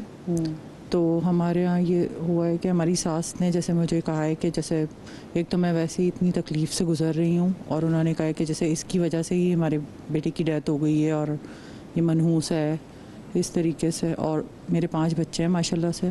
تو ابھی وہ اس قابل نہیں ہے کہ وہ کوئی جاب کر سکیں, ابھی ظاہر پڑھ رہے ہیں, بچے چھوٹے ہیں. تو کہا یہ جا رہا ہے کہ اگر میرے تھوڑے دیور جیسے کرتے ہیں گھر میں, تھوڑی میری کفالت کر رہے تھے, تو ان کو روکا جاتا ہے. اور یہ اب یہ کہا جا رہا ہے کہ یہ یہاں سے چلی جائے, مطلب اس کا جو حصہ بنتا ہے لے کے یہ یہاں سے چلی جائے, یہاں نہ رہے. گھر میں کچھ کنڈیشن ایسی کر دی ہیں. تو اب میں کہاں جاؤں, مطلب میرے چھوٹے بچے ہیں, ابھی میں کہیں ایسا رہ نہیں سکتی کہیں جا کے. اور کفالت کون کر رہا ہے؟ کفالت بھی ابھی کرنے کو یہاں پہ کوئی تیار نہیں ہے. ابھی ویسے ہی جیسے چل رہا ہے بس چلا رہا ہے اللہ تعالیٰ. میرے ہسبینڈ پرائیویٹ جاب کرتے تھے. اچھا. تو ان کی اچانک ڈیتھ ہوئی تھی, کینسر ہو گیا تھا ان کو. اچھا. تو اب اس کے بعد سے بچے ابھی اس قابل نہیں ہے کوئی بھی جاب وغیرہ کر سکے. پڑھ رہے ہیں میرے بچے نا سب, چھوٹا والا بھی بہت ہی چھوٹا ہے. تو یہاں پہ یہ ہو گیا ہے کہ ایک تو ان کو گھر میں میرا رہنا برداشت نہیں ہو رہا, کوئی شک کی بنیاد پہ یا جو بھی ہے میری دیورانی کو کہ یہ شک تھوڑا کرتی ہے وہ. اچھا. اور دوسرا یہ ہے کہ آپ کی دیورانی آپ پہ شک کرتی ہے؟ جی. ان کو کیا لگتا ہے کہ ان کو لگتا ہے کہ میرے دیور نہ کر لیں شادی, یہ وجہ ہے. تو اس وجہ سے ان کو یہاں پہ میرا رہنا پڑتا. اب وہ حصے کا کہہ رہے ہیں کہ حصہ دے دیتے ہیں, پر حصے کا اماؤنٹ وہ میرے حساب سے آج کل نہیں ہے ایسا کہ میں کہیں جا کے رہنا اپنا رہ سکوں, میں کہیں جا کے ابھی اپنے بچوں کو لے کے نا. یہ جو گھر جس میں آپ رہ رہی ہیں یہ کرائے کا گھر ہے؟ نہیں, یہ ہمارے سسر کا گھر ہے. آپ کے سسر کا گھر ہے؟ جی. اور میں نے کبھی گھر سے باہر میں نکلی نہیں ہوں آج تک. میری شادی کو 20 سال ہو گئے تو میں گھر سے باہر نہیں نکلی کبھی.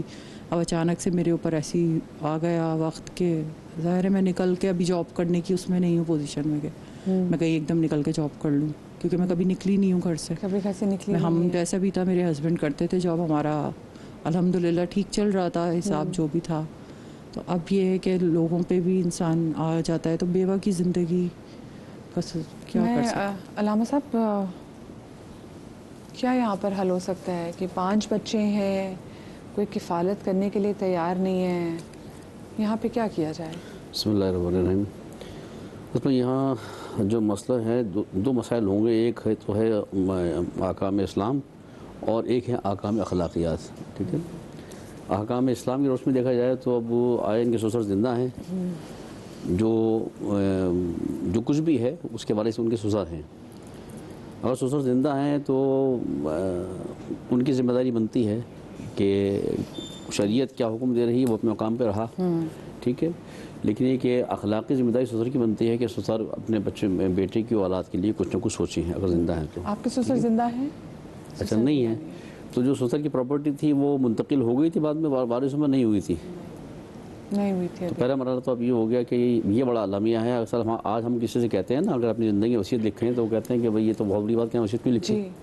यही जिम्मेदारी नहीं कह सकते किसी को कि आप वसीयत लेके, यही शरन ये वाजिबात में से है, वाजिब हुक्म अहकामात में है कि इंसान अपनी ज़िंदगी की वसीयत लिखे ताकि वसीयत में मेंशन हो जाए कि मेरे मरने के बाद कोई हक से महरूम न रह जाए।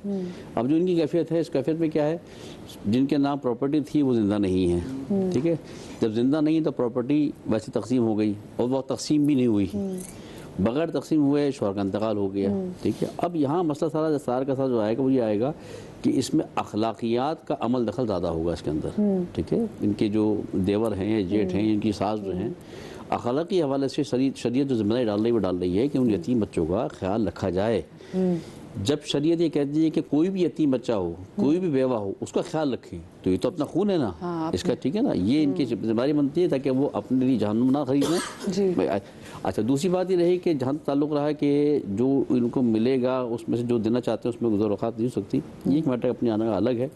ज़ाहिर कि इनका जो मैटर वो ये है कि सारा का सारा जो इनके जो घर वाले हैं वो जहाँ रह रही हैं उनकी अखलाकी जिम्मेदारी बहुत ज़्यादा बनती है, इस्लामी जिम्मेदारी ज़्यादा, क्योंकि इस्लामी जिम्मेदारी के अंदर तो बहुत सारी जहद लेकर आ जाएंगे कि विरासत में मर गए तो हक है या नहीं है, हिस्सा है या नहीं है, वो बहुत सारी जहद निकाल के लेकर आ जाएंगे, ठीक है, उसके अहकामात अलग हो जाएंगे। यहाँ इस कैफियत के अंदर ये हैं, इन जैसी और बहुत सारी फैमिली माशरे के अंदर से मसाइल हैं।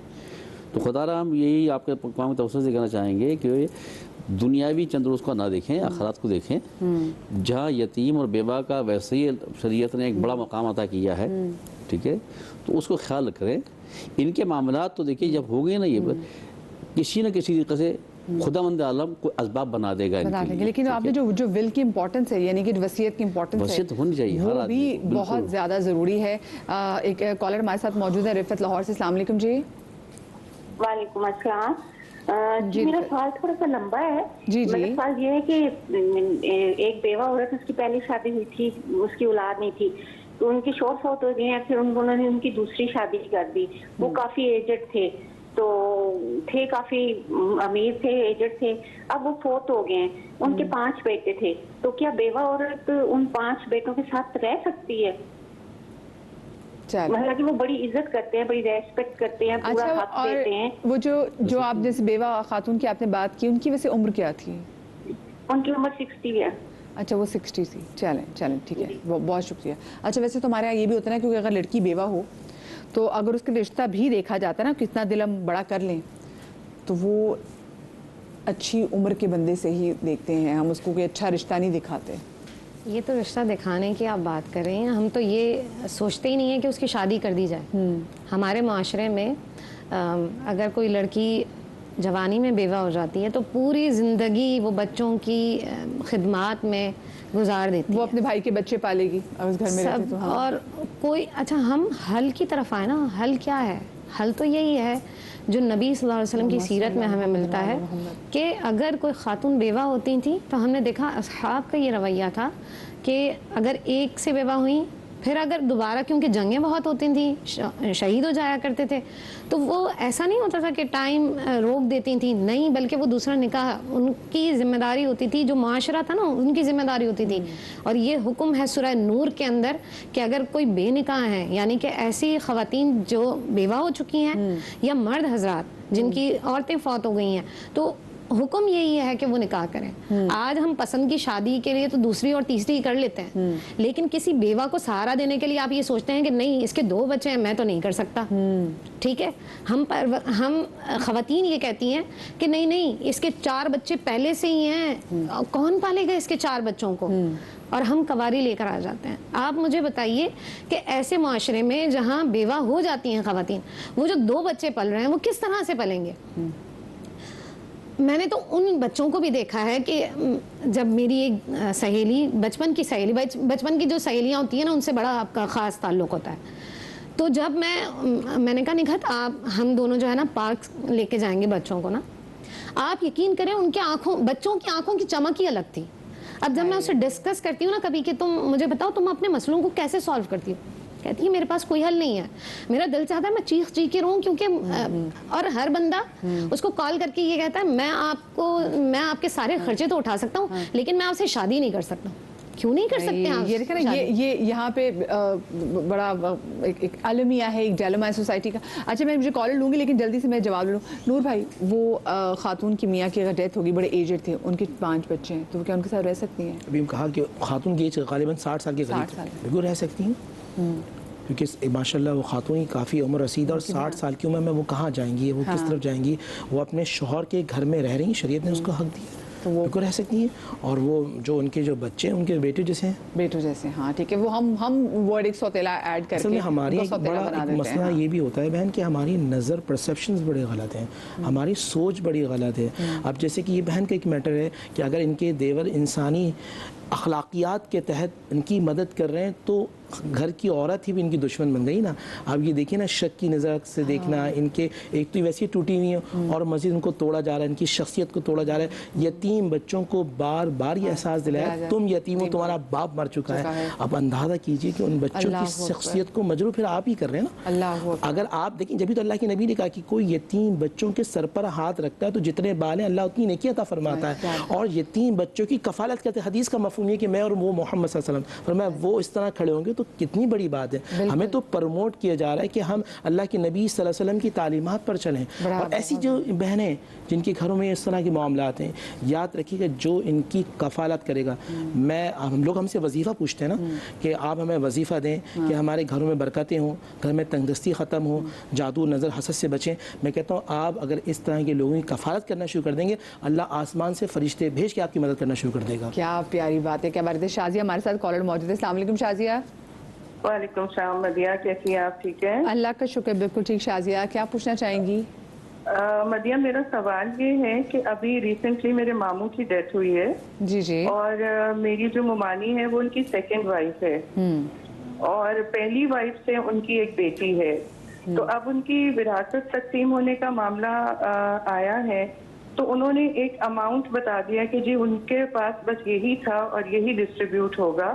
تو ہمیں نہیں پتا کہ کیونکہ ہمیں کبھی انہوں نے بتایا نہیں کہ ان کے پاس کیا ہے کیا نہیں ہے, تو اسی پہ یہ معاملہ چل رہا ہے. جبکہ ہمارا خیال ہے کہ ان کے پاس اور بہت کچھ ہے, جیسے موویبل ہے, موویبل بھی اس میں آتی ہے, سب آتی ہے, لیکن وہ چیز ہمیں کلیئر نہیں ہے. اور وہ کہہ رہی ہے بس بیٹی کو اتنا ملے گا اور بہنوں کو اتنا ملے گا اور میرا اتنا حصہ ہے, یہی اماؤنٹ ڈسٹریبیوٹ ہوگا. تو میں بس یہی سوال کرنا چاہ رہی تھی کہ ہمیں جس چیز کا پتہ نہیں ہے, یا تو ہم ان پہ بھروسہ کر لیں اور مطلب آگے اس بات کو وہ نہ کریں, مطلب شرعی اس پہ کیا ہے. مطلب مجھے یہ چیز کلیئر نہیں ہے کہ ہمیں کچھ چیزوں کا پتہ نہیں ہے, تو بس جو مل رہا ہے وہاں سے, کیونکہ انہوں نے ہم سے تعلق بھی اس کے بعد ختم کر لیا, بالکل کوئی ہم سے مطلب رابطہ نہیں ہے ان کا. تو وہ کورٹ میں انہوں نے یہ کر دیا ہے کہ بس یہ چیز ہے اور یہ ڈیوائیڈ ہوگی. چلیں ٹھیک ہے, مختصر علامہ صاحب اس پہ کیا؟ دیکھیے اب ظاہر ہے کہ آج کل تو خیر معلوم کرنے کے بہت طریقے ہیں کہ مرنے والے کے ذمے کیا کیا تھا, پراپرٹی وغیرہ آسان ہے, نیٹ سے نادر سب پتہ چل جائے گا, ٹھیک ہے نا. لیکن اگر ان میں ان کے ساتھ قانونی مقابلہ کرنے کی ہمت ہے تو قانونی مقابلہ کریں, ورنہ ادروائز نہیں ہے تو جو وہ کہہ رہی ہیں ان کا ایمان جانے خدا جانے, جو وہ دے رہے ہیں اس میں جو شریعت اور قانون کہتا ہے اس لحاظ سے لے لیں. صحیح. اچھا ہمارے یہاں سے یہ بھی ہوتا ہے کہ جو بیوہ خواتین ہوتی ہیں جب وہ کہیں ان کا کوئی اچھا رشتہ آ جائے, ان کے ماں باپ شادی کرنا چاہیں تو اور اس کے ساتھ کوئی بچہ اٹیچ ہو, تو سسرال والے کہتے ہیں کہ اگر تم نے شادی کی تو ہم تم سے بچہ لے لیں گے. تو سسرال والوں کے پاس ایسا کوئی رائٹ ہے کہ وہ اپنے مرحوم بیٹے کی اولاد کو اس کی ماں سے ایسے لے لے؟ دیکھیں کچھ تو یہاں قوانین عدالت کے بھی ہیں کہ اگر خاتون کہیں اور شادی کرتی ہے تو ہے تو ماں ہے, ہاں ماں تو ہے, لیکن ملنا جلنا اس کو وہ رہے گا, چونکہ پورا ہر ایک کی جگہ اسٹوری الگ ہوگی. ہو سکتا ہے کہ جہاں وہ شادی ہو کے جا رہی ہو وہاں بچہ سیف ہو تو بہت اچھی بات ہے کہ ماں ساتھ لے جائے. ہو سکتا ہے وہ بچہ سیف نہ ہو, وہ باپ ایکسیپٹ نہ کرے, تو ظاہر سی بات ہے کہ گھر والے لڑکے گھر والے رکھنا چاہ رہے ہیں تو ان کا بھی حق ہے کہ وہ رکھ سکتے ہیں اپنے بچے کی تعلیم تربیت. رکھنا اور چھیننے میں فرق بھی ہوتا ہے. بہت ساری خواتین تو ویسے اس لیے شادی بھی نہیں کرتی, میں نے طلاق یافتہ خواتین کو بھی دیکھا ہے, وہ شادی اس لیے نہیں کرتی کہ کہیں ایسا نہ ہو کہ بچہ ہم سے چھین لیا جائے. جی دیکھیں میجورٹی کا تو میں سمجھتا ہوں 99% ایسا ہی ہے کہ جہاں جس خاتون کے بچے ہوتے ہیں چاہے وہ بیوہ ہو چاہے مطلقہ, اسے ایکسیپٹ کرنا بہت مشکل ہوتا ہے, کیونکہ سگے باپ کا پیار جو ہے نا کوئی بھی دوسری اولاد کو نہیں دے سکتا, امپاسبل ہے, ناممکنات میں سے ہی ہے. وہ کچھ نہ کچھ وقت کے بعد جا کے دونوں میں ڈفرینس آ جاتا ہے. تو تو اس وجہ سے وہ بچہ پھر بعد میں جا کے محرومی کا شکار ہوتا ہے. تو اپنے ددیال میں کم از کم اس کو ایک ہوتا ہے کہ چاچا ہو گئے, دادا ہو گئے, دادی ہو گئی, وہ ایک لاڈ پیار سے پھر بھی پال لیتے ہیں. تو یہ رسک نہیں لینا چاہیے کہ کسی ان نون کے حوالے کر دیا جائے, خاص طور پہ بیٹی, چونکہ ایسی بہت ساری سٹوریز ہیں کہ جہاں پہ بیٹی جو ہے نا وہ چھوٹی بچی گئی نکاح کے بعد ساتھ میں چھوٹی مطلب 10-12 سال کی, پھر جو بڑی ہونے لگی تو وہاں کبھی کبھی غلط سلسلے بھی ہونے شروع ہو گئے. تو یہ چیز اب وہ بہت محتاط طریقے سے ڈیسیشن لینے چاہیے کہ بھئی اس اولاد کو اس کے ساتھ بھیجا جائے یا نہ بھیجا جائے. اور ایک پوائنٹ یہاں پہ یہ بھی ذہن میں رکھیں کہ جس طرح ان خاتون کا سوال آیا تھا کہ جی 60 سال کی خاتون ہے, ان کے شوہر کا انتقال ہو گیا تو بیٹے ساتھ رکھنا چاہ رہے ہیں. تو دیکھیں جب باپ کسی خاتون سے شادی کر لیتے ہیں نا تو اب اس کی اولاد جو اس ماں کے لیے چاہے وہ جوان ہو چاہے بوڑھی, وہ محرم بن جاتی ہے اولاد, ان سے ہمیشہ کے لیے نکاح حرام ہو جاتا ہے. اور عام طور پہ ہماری یہ معاشرے میں ہے کہ اولاد اپنے باپ کی بیوہ کو عزت دیتی ہے, اگر وہ عزت سے رکھ رہے ہیں تو ان کے لیے نہ ان سے پردہ ہے اور نہ وہاں سے جانا کوئی, بلکہ کفالت کرے تو بہت اچھی بات ہے, سعادت مندی کی بات ہے, ان کو وہاں پہ رہنے میں کوئی حرج نہیں ہے. صحیح, ٹھیک ہے. اچھا یہ ایک بات اب مجھے آپ لوگ بھی بتائیں, بریلوی فقہ میں بھی اور فقہ جعفری میں بھی آپ نے, اگر دادا کی وراثت تقسیم نہ ہوئی ہو بچوں میں اور آگے دادا کا بیٹا مر جائے تو کیا پھر جو بیوہ اور جو یتیم بچے بنتے ہیں کیا وہ کلیم کر سکتے ہیں پراپرٹی میں اپنا رائٹ؟ بسم اللہ الرحمن الرحیم. یعنی کہ باپ زندہ تھا اور بیٹے کا انتقال ہو گیا, اب یعنی کہ پوتا وہ کلیم کر سکتا. آپ یہ سوال کر رہی ہیں. دیکھیے احناف کے, میں کیونکہ احناف کے پہ بھی کریں گے, ہمارے یہاں یہ ہے کہ شرن تو نہیں ہوگا, دادا اپنی مرضی سے جتنا چاہے اپنی زندگی میں عطا کر دے, یا یہاں پہ یہ اصول ہوگا. لیکن وہ اب شرعی باؤنڈ نہیں رہے, شرعی باؤنڈ نہیں ہوگا. وہ جتنا چاہے توفتاً عطا کرتے, وہ چاہے تو اپنی پراپرٹی میں سے آدھا بھی عطا کرتے, وہ چاہے تو ایک حصہ عطا کرتے, اب ان کی ویل پر ہے. ہاں, اگر دادا کا ہو گیا انتقال, اب وراثت تقسیم ہو رہی ہے, تو اب چچاؤں پر یہ شریعت یہ کہے گی کہ آپ اچھے طریقے سے ان کو عطا کریں. اور فقہ جعفریہ میں یہی مسئلہ ہے. جی بالکل ایسے دونوں فقوں میں اس چیز میں. ہاں بس تھوڑا سا فرق یہ کہ یعنی جب دادا اگر حیات ہیں اور بیٹے کا انتقال ہو گیا تو اس وقت پھر ان کے پوتوں کو میراث میں شرعاً حصہ نہیں ہے. قانون یہاں پہ عدالت نے کچھ ایسا لا بنایا ہوا ہے حصہ دینے کا, لیکن شرعی طور پہ وہ ورثہ نہیں ہے. ہاں اگر دادا کا انتقال پہلے ہو چکا, ان کی میراث تقسیم نہیں ہوئی تھی, پھر بیٹے کو بھی حصہ نہیں ملا تھا, پھر بیٹے کی بھی ڈیتھ ہو گئی, اب بعد میں اگر ڈیوائڈ ہو رہا ہے تو پھر وہ بیٹے کا حصہ ان کی اولاد کو یعنی پوتوں کو ملے گا. وہ ڈائریکٹ دادا کی میراث نہیں ملے گی بلکہ اپنے باپ کی میراث ملے گی جو ان کو اپنے دادا سے ملنی تھی. اگر وہ دادا اس وقت زندہ تھے اور انہوں نے اپنے یعنی انتقال ہو چکا تھا, یعنی کہ یہ میں نے سوچا کہ یہ پوائنٹ سامنے آ گیا کہ ایک کا اس پہ یہ مجھے بریک چھوٹی سی بریک کے بعد ملتے, کہیں مزہ آئے گا.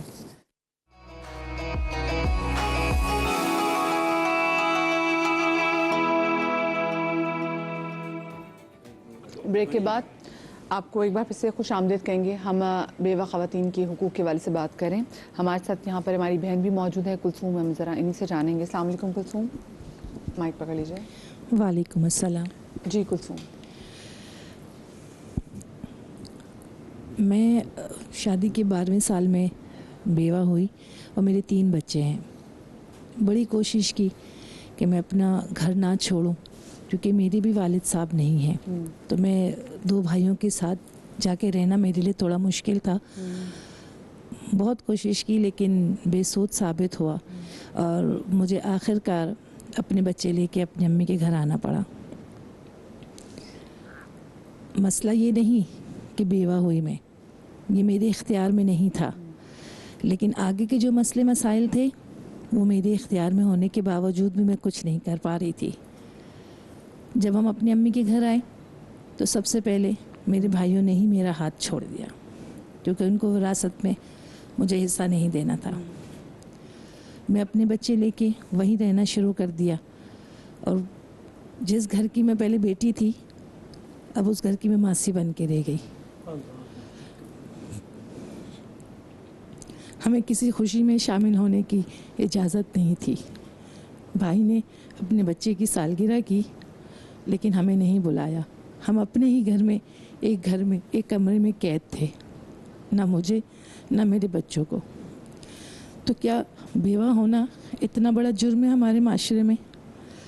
میں آپ سب سے اس پروگرام کے حوالے سے ایک سوال پوچھنا چاہوں گی کہ جب طلاق ہوتی ہے یا عورت خلا لیتی ہے تو ان کے اختیار میں ہوتا ہے کہ وہ فیصلہ کرے بیوہ ہونے پہ تو کسی کا بھی اختیار نہیں ہوتا. بالکل بالکل. تو پھر اتنا فرق کیوں؟ ہمارے بچے نہیں ہوتے یا ہمارے بچوں کا حق نہیں ہوتا کہ وہ زندگی آگے گزاریں؟ جس گھر کی ہم بیٹیاں تھیں آج اسی گھر میں ہمارے لیے جگہ نہیں ہوتی، کیوں؟ یہ بہت دل گرفتہ سچویشن ہے ساری. مجھے بتائیں، سسرال والے نہیں کرتے، اگر بھائیوں کے پاس لوٹ کر بیوہ بہن آتی ہے ان کا کیا رویہ ہونا چاہیے اپنی بہن کے ساتھ؟ دیکھیں، اسلام نے جو ہمارے رشتے بنائے ہیں اس میں واضح طور پر کچھ چیزیں بتا دی گئی ہیں کہ آپ نے قطع تعلق کی نہیں کرنی ہے، اور اگر کوئی کرتا ہے تو دعائیں قبول نہیں ہوتی ہیں. اتنا مطلب سخت حکم ہے. یہ اگر کوئی بھی بھائی اس طرح سے رویہ اختیار کرتے ہیں، میں نے تو یہ بھی دیکھا ہے کہ جس گھر میں زوجہ کے لیے اے سی چل رہا ہوتا ہے وہاں پر ایک فین چلنا بھی بیوہ کے لیے بڑا مشکل ہو جاتا ہے. یہ بھی ہمارے گھر جو ہمارا معاشرہ ہے وہ اس ڈگر پر ہے. تو سوال تو سب سے ہوگا، کلکم راعٍ و کلکم مسئول، ہر ایک سے اس کے ماتحت کے بارے میں پوچھا جائے گا. تو بیوہ خواتین کے ساتھ اس طرح کا رویہ اسلام اس چیز کی بالکل اجازت نہیں دیتا ہے.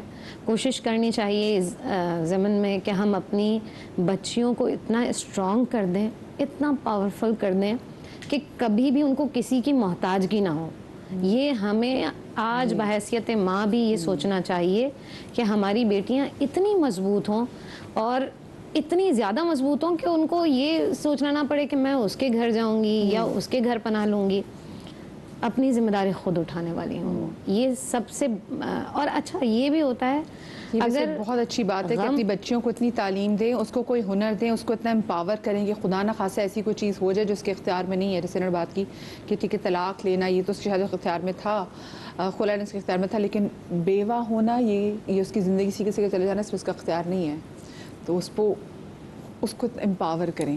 نور بھائی، میں انہی کی قسمیں اب بھائیوں پہ بھی تو بہت آتی ہے نا.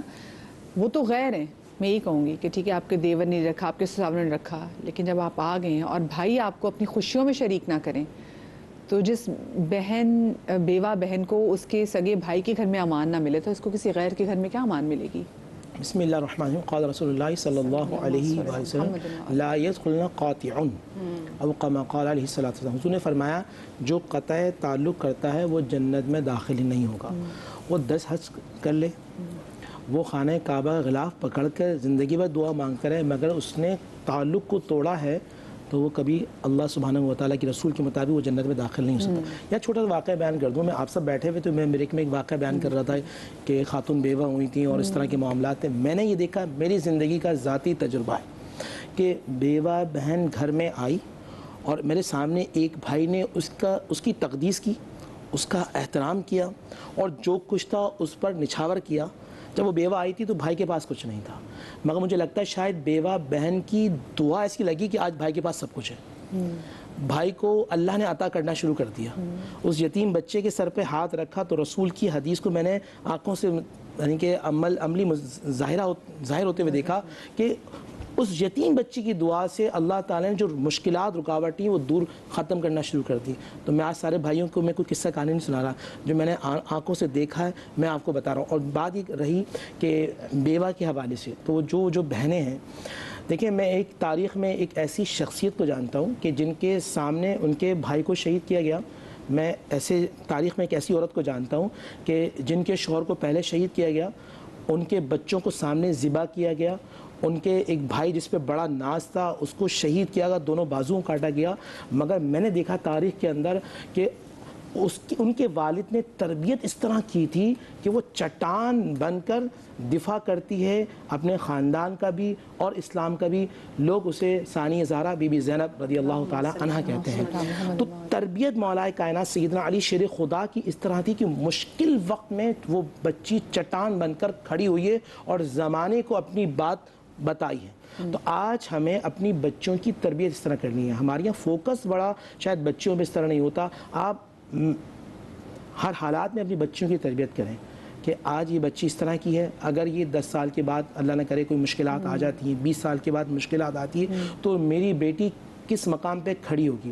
ہمیں ہر زاویے سے اپنے بچوں کی تربیت کرنی ہے. ہم اخلاقیت پہ تو بات کر رہے ہیں, بالکل ہونا چاہیے, جو نہیں ہو رہا یہ حقیقت ہے کہ جہاں بیوہ بہن آتی ہے سب سے بڑی دشمن جو ہے نا وہ اس کی ایک عورت بن جاتی ہے جو اس کی بھاوج ہوتی ہے معذرت کے ساتھ, اور جو جس کی کوشش یہ ہوتی ہے کہ یہ آ گئی تو شاید ہمارا رزق کم ہو جائے گا, یہ آ گئی تو شاید گھر میں تکلیفیں. خدا کی قسم اگر وہ اپنی نند کو اللہ کی طرف سے باعث رحمت سمجھ لے تو رزق میں بے برکتی نہیں ہوگی بلکہ اللہ برکت عطا فرمائے. وہ 3 آدمی کھانا 4 آدمی کھائیں گے. کالر ہمارے ساتھ موجود ہے فری گجرانوالہ سے. السلام علیکم جی. جی وعلیکم السلام. جی فری کیا پوچھنا چاہیں گی؟ جی میں یہ پوچھنا چاہوں گی آپ سے کہ میرے شوہر کی ڈیتھ ہو گئی 3 سال ہو گئے. جی جی. تو میں آپ سے یہ پوچھنا چاہتی ہوں کہ اگر اس بیوہ عورت کے پاس اپنے شوہر کی کچھ رقم رکھی ہے جس کا کسی کو علم نہیں ہے, وہ کسی کے علم میں لائے بغیر گھر والوں کے دیور کے, تو اس سے اپنے بچوں کے لیے کچھ کاروبار کر سکتی ہے. اور دوسرا کہ بچے 13-14 سال کے ہو کے وہ یتیم نہیں رہتے, ان کے سر پہ ہاتھ نہیں رکھا جاتا. وہ کہتے ہیں گھر والے اب یہ یتیم نہیں ہے, یہ اپنے یہ خود سنبھل جائیں گے, اب ان کو یتیم یتیم کہہ کے سر پہ نہ چڑھاؤ. میں میرے بچے ایک کمرے میں ایک دوسرے کے منہ دیکھتے بیٹھے رہتے ہیں, بس ہر خوشی میں سب علیحدہ ہوتا ہے, ہم ایک کمرے میں بیٹھے ہوتے ہیں. گھر تو میرے اپنے شوہر کا ہے, دکان بھی ہے, ادھر میرا دیور بیٹھتا ہے. میرے بیٹے کو انہوں نے 9 کلاس سے پڑھائی چھڑوا کے بٹھایا, یہ ان کا احسان. جیب خرچ بھی دیتے ہیں, جو میرے شوہر دیتے تو اس میں آہستہ آہستہ کم کرتے کرتے کرتے کرتے بس اب صرف روزانہ کے خرچے پہ آ گئی. اسی میں نے گزارا کرنا, اسی میں بچوں کو پڑھانا, یہ بھی اللہ کا شکر, الحمدللہ اللہ کا شکر یہ بھی ہے. لیکن کیا بچوں کے سر پہ کوئی ہاتھ نہیں رکھتا, بچوں کو سینے سے نہیں لگاتا کوئی, کیا ان کے جذبات احساسات کچھ بھی نہیں ہوتا. علامہ صاحب کہ اس میں پہلی بات تو یہ جو انہوں نے سوال کیا, جو ان کے پاس رقم ان کے شوہر کی ہے وہ اس کی مالکہ نہیں ہے, مالک ہے, کسی سے پوچھنے کی ضرورت نہیں ہے. ٹھیک ہے, بلکہ اس انہوں نے بتایا کہ کاروبار بھی گھر بھی ان کے شوہر کا ہے. ٹھیک ہے, تو اس میں بھی یہ خود مالکن ہے, بلکہ سمجھیے جو دیور دکان میں بیٹھ رہا ہے جو گھر والے ہیں ان کی کفالت کر رہی ہے بلکہ یہ. ٹھیک ہے نا, تو یہاں تو مسئلہ یہ رہا. دوسری بات یہ کہ میں اس ٹائپ کے ایک ہی دعا کرنا چاہوں گا, وہ یہ کہ پروردگار عالم ہماری اسمبلی کو یہ توفیق عطا فرما دے, ہمارے حکمرانوں کو, ہمارے اسمبلی میں بیٹھنے والے مولویوں کو بھی یہ توفیق عطا کر دے کہ چھوٹی چھوٹی چیزوں کے لیے سائے رات جاگ کے ترمیم پاس کروا لیتے ہیں, کوئی ایسی ترمیم بھی کر دیں اس معاشرے کے اندر کہ ہر شہر کے اندر کوئی ایسا سینٹر بنا دیں کہ کوئی ایسے یتیم بیوہ بچے ہوں ان کو دربدر جانے کی ضرورت پیش نہ ہو, وہ سینٹر میں چلے جائیں وہاں پر. کاش اسلامی حکومت ہوتی, نام کی اسلام ہے, مسلمان حکومت ہے, اسلامی نہیں ہے, قوانین اسلامی نہیں ہے ہمارے یہاں. اسلامی حکومت ہوتی تو آج یہ مسائل نہ ہوتے. جہاں اسلامی مملکت ہے وہاں یتیم بچے پریشان نہیں ہیں, بیوہ عورتیں پریشان نہیں ہیں, ایک سلسلہ بن جاتا ہے خود بخود. کاش کے حکمرانوں کو, بیٹھنے والوں کو توفیق مل جائے کہ اس کے لیے بھی 4 راتیں جاگ کر کوئی ایسا قانون بنا دیں کہ کوئی یتیم کوئی بیوہ محتاج نہ ہو. بس یہ دعا کروں گا میں. الہی آمین, الہی آمین. عمران بھائی میں انہیں کالر کے والے سے آپ سے بات کرنا چاہوں گی کہ وہ جیسے انہوں نے اپنی پریشانی بیان کی, اور کہا تو سب کو پتہ ہے کہ اگر واقعہ ان کے گھر والے کو رویہ ایسا ہے تو بالکل نامناسب ہے. وہ حق بھی کھا رہے ہیں, ایک طرح سے دیکھا جائے وہ جو حق کھا لیتے ہیں کسی بیوہ کا, یتیم بچے کا. ان الذين ياكلون اموال اليتامى ظلما انما ياكلون في بطونهم نارا وسيصلون سعيرا. قرآن کریم میں آتا ہے کہ جو لوگ یتیموں کا مال کھاتے ہیں تو اپنے پیٹوں کے اندر آگ بھر رہے ہیں اور عنقریب بہت بڑی آگ میں داخل کیے جائیں گے. اور دوسری بات یہ کہ جو بھی اگر اس طرح کی فیملیاں ہیں جو بیوہ ہو چکی, تو وہ ظاہر سی بات ہے, میں بھی مشورہ دوں گا کہ وہ بات پہ اپنے بچوں کو یتیم نہ کہا کریں. اس سے وہ ڈسکریج بھی ہوتے ہیں, ان کے ذہن میں ایک عجیب سا خوف, عجیب سا ڈر, عجیب سی مایوسی ہو جاتی ہے. اپنے طور پر ان میں کانفیڈنس پیدا کریں, ان کو باہر نکالیں, کام کریں. ضروری نہیں ہے کمرے میں بیٹھ کے ایک دوسرے جس طرح کہیں شکل دیکھ رہے ہیں تو بھی آپ کو کسی نے زبردستی بند تو نہیں کیا, آپ اپنی ایکٹیویٹی کریں, بچوں کو کانفیڈنس دے کے باہر نکالنا, جانا آنا, سیکھنا سکھانا کریں. رویے اپنے ایسے رکھیں جس کی وجہ سے سامنے والا ایکسیپٹ بھی کرے. بس اوقات ہوتا ہی ہے کہ اگر وہ بھاوج یا بھائی جو اوائڈ کرتے ہیں, کبھی کبھی تالیاں دونوں ہاتھوں سے بج رہی ہوتی ہیں. کیا تو بہنیں اتنی ڈیمانڈنگ ہو جاتی ہیں, وہ کہتی ہیں کہ جی ہمیں سملر پورا جو آپ اپنی فیملی کو پرووائڈ کر رہے ہیں, ہمیں سب کچھ چاہیے, وہ ساری لگژری چاہیے. تو ایسا بھی نہ کریں جس کی وجہ سے پھر بھائی کنارہ کریں. پھر یہ بھی ہوتا ہے کہ ایسا نہیں کہ کوئی خاتون جو بیوہ آ رہی ہیں کوئی اس طرح کی کہ وہ کچھ نہ کریں. کبھی کبھی ہوتا ہے ان کے منہ سے بھی کچھ ایسے الفاظ نکل رہے ہوتے ہیں ناشکری کے, طنز کے, تانے کے, کسی چیز کے, کہ جس کی وجہ سے پھر خاندان والے سے کٹنے اور چڑنے لگ جاتے ہیں کہ بھائی ہم کے لیے بھلا کرتے ہیں, اور پیچھے چھپ چھپ کے فونوں میں دوسروں سے برائیاں کر رہی ہوتی ہیں. تو ظاہر سی بات ہے دل خراب ہو جاتا ہے. تو یہ نہ کریں, کیونکہ منہ پہ ہمارے نا زپ اور تالا نہیں لگتا. وہ کہیں نہ کہیں کسی سے برائی کرنا کہ دیکھو فلاں کے ساتھ تو ایسا کر رہے ہیں, اپنی بیوی کو تو یوں ہاتھوں میں رکھا ہوا, ہمارے ساتھ یہ سلوک کر رہے ہیں, وہ شکوے شکایت سن کے پھر جو کرنے والے ہوتے ہیں وہ بھی کنارہ کر جاتے ہیں. تو اس لیے دونوں طرف سے خیال رکھا جائے کہ آپس میں ایک دوسرے کے ساتھ محبت سے رہا جائے. تو میں نہیں سمجھتا کوئی ایسا سنگ دل ہوگا کہ جو اس طرح کی بے رخی کرے. خلفاء راشدین کے زمانے میں جو باقاعدہ قانون بنائے گئے, جس طرح علامہ صاحب نے بھی کہا کہ بھی قانون بنا دیا جائے, اس میں بیوہ نہ رولیں نہ پریشان ہو. قانون دیکھو یہاں بہت سارے بنے ہوئے ہیں, پتہ نہیں کون کون سے کارڈ بنے ہوئے ہیں, کون کون سی ہمیں سپورٹ اسکیمیں بنی ہوئی ہیں. لیکن بات یہ ہے کہ ہمارے پھر فیک لوگ بھی اتنے گھس جاتے ہیں نا کہ اصل حقدار تک پہنچتے ہی نہیں ہیں. اربوں روپے کا بیت المال بنا ہوا ہے, یہاں پہ اربوں روپے بیت المال میں جاتے ہیں, مزارہ پہ اربوں خربوں کے نذرانے چڑھ رہے ہوتے ہیں, کہاں جاتے ہیں پتہ ہی نہیں ہوتا. تو سسٹم نہیں ہے ہمارے پاس, چیز سب کچھ ہے لیکن وہ صحیح حقدار تک وہ چیز پہنچتی نہیں ہے. صحیح. مجھے بتائیں, بہت ساری خواتین, بیوہ خواتین جو بیوگی کے بعد شادی بھی نہ کرنا چاہیں اور وہ کچھ کام بھی نہ کرنا چاہیں, تو پھر ان کے لیے کیا چیز کی جائے؟ کیونکہ آج کے اس دور میں جہاں پر ایک بندہ کماتا ہے, بار بار لوگوں کو ڈسکریج کیا جاتا ہے کہ نہیں بھی اب یہ اس دور نہیں ہے کہ ایک بندہ کمائے اور سارے بیٹھے گھر میں کھائیں, سب کو اپنا کردار ادا کرنا ہے. ایسے ٹائم میں پھر کیا کریں؟ نہیں, حکم یہی ہوگا کہ اگر وہ خاتون اس قابل ہیں کہ جیسے مثال کے طور پر اگر بہت سارا مال ہے تو اگر وہ شادی نہ بھی کرنا چاہیں اور ان کے ساتھ بچوں کے ساتھ وقت گزارنا چاہتی ہیں تو گزار سکتی ہیں, لیکن اول ترین یہی حکم ہے کہ وہ شادی کر لیں. شریعت یہ کہتی ہے کہ کوئی نہ کوئی پارٹنر اپنا لازمی رکھیں, اور اگر نہیں بھی کرنا چاہتی ہیں, ایسے ہی گزارنا چاہتی ہیں تو گزار تو سکتی ہیں, شریعت اس سے منع نہیں کرتی ہے. لیکن اگر بچوں کی تربیت میں تھوڑا سا وہ دیکھتی ہیں کہ کمی آتی ہے, اور یہ آتی ہے کمی. ہم بہت ساری خواتین جو بیوہ ہو جاتی ہیں وہ یہ سوچتی ہیں کہ جب میں دوسری شادی کر لوں گی تو وہ جو شوہر ہوگا وہ روب جمائے گا. وہ روب نہیں ہوتا ہے, وہ بھی تربیت کا ایک حصہ ہوتا ہے. اگر آپ پازیٹیو اس کو رکھیں گے تو وہ آپ دیکھیں گے کہ وہ بچہ ایک باپ سے ڈر رہا ہوتا ہے. ہم نے دیکھا کہ بہت سارے بچے جو بغیر باپ کے پل رہے ہوتے ہیں وہ ان کی تربیت کا انداز بالکل الگ ہوتا ہے, اور جو باپ کی نگرانی میں پل رہے ہوتے ہیں ان کی تربیت کا انداز بالکل الگ ہوتا ہے. تو اس چیز کا بڑا دھیان رکھنا ہے ہم نے. اگر آپ تنہا ہی زندگی گزاریں گے تو آپ یہ بتائیے کہ ان بچوں کی پرورش کیسے ہوگی. اور مدیحہ اکیلے نہیں کر سکتی ہے, کوئی عورت نہیں کر سکتی ہے. تبھی تو جناب آدم کے لیے حضرت حوا کو رکھا گیا تھا, اور یہ رشتہ اسی لیے بنایا گیا ہے میاں بیوی کا, تاکہ اس چیز سے ایک معاشرہ قائم ہو سکے. اور اگر ہم عورت کے لیے, ہم بندے کے لیے کمپینین شپ کی بات کرتے ہیں, ہم عورت کے لیے کمپینین شپ کی بات ہی نہیں کرتے, کیونکہ کمپینین شپ تب آتی ہے جب ایک ایج گزر جاتی ہے, اور تب آپ کو کچھ چاہیے ہوتا ہے کہ کاش میرے ساتھ کوئی ہوتا. بھائی آپ یہ دیکھیں نا کہ ہم بیوہ سے تو یہ سوال کر ہی نہیں سکتے ہیں کہ اگر پوچھنا بھی چاہتے ہیں نا تو ہمیں یہ خوف ہوتا ہے کہ ان کی ساس کیا کہیں گی. جیسے مثال کے طور پر میں اگر اپنی بات کروں, میں اپنی سہیلی سے, تو وہ میرے پیچھے پیچھے ایسے ہی پھرتی ہیں جیسے ابھی میں اس سے ڈسکس کر لوں گی کہ نگاہ تم شادی کب کر رہی ہو. تو یہ میرے خیال سے ہم بڑے سب کی مسائل ذمہ داری ہوتی ہے. پھر دوسری بات یہ, آپ اپنی بچیوں کو نا اتنا امپاور کریں کہ خدا نہ خاصہ ان کے ساتھ زندگی میں اگر کچھ ہو جاتا ہے تو وہ اپنے پاؤں پہ کھڑے ہو سکیں. اس کا زیور جو اصل حقیقی معنی میں ہے وہ اس کی تعلیم ہے, جو قبر تک اس کا ساتھ دے گی. اس کو ہنر دیں تاکہ وہ بچی کسی کے آگے کبھی جا کے ہاتھ نہ پھیلائے. مدیحہ ایک بات میں یہاں کرنا چاہوں گی, ذرا سی بات. بچیوں کے جہیز جمع کرنے کے لیے آپ پوری زندگی لگا دیتے ہیں, وہی جہیز کے پیسے آپ بچی کی تعلیم پر لگائیں گے نا, پوری عمر کمائے گی وہ. ایگزیکٹلی, وہ نہ صرف خود کمائے گی بلکہ اپنے بچوں کی کفالت بھی کرے گی اور اپنے گھر میں بھی ہاتھ بٹائے گی. پچھلے دنوں ایک بہت ہی افسوسناک واقعہ ہوا. ہم روز صبح جب ٹکٹس چل رہے ہوتے ہیں, بڑی خبریں دیکھ رہے ہوتے ہیں, اور جب کسی جوان لڑکے کے حوالے سے کوئی خبر آتی ہے کہ جی اس کی ڈیتھ ہو گئی ہے, حادثے میں اس کی ڈیتھ ہو گئی ہے, اس کو گولی لگ گئی ہے, تو دل پکڑ کے بیٹھ جاتے ہیں کہ ہاں یہ تو میرے بھائی کی عمر تھی, اس نے میرے بھائی کی عمر تھی, پتہ نہیں کس کا اتنا جوان سال چلا گیا. کیونکہ کہتے ہیں نا کہ جب جوان کی موت پہ تو آسمان بھی روتا ہے.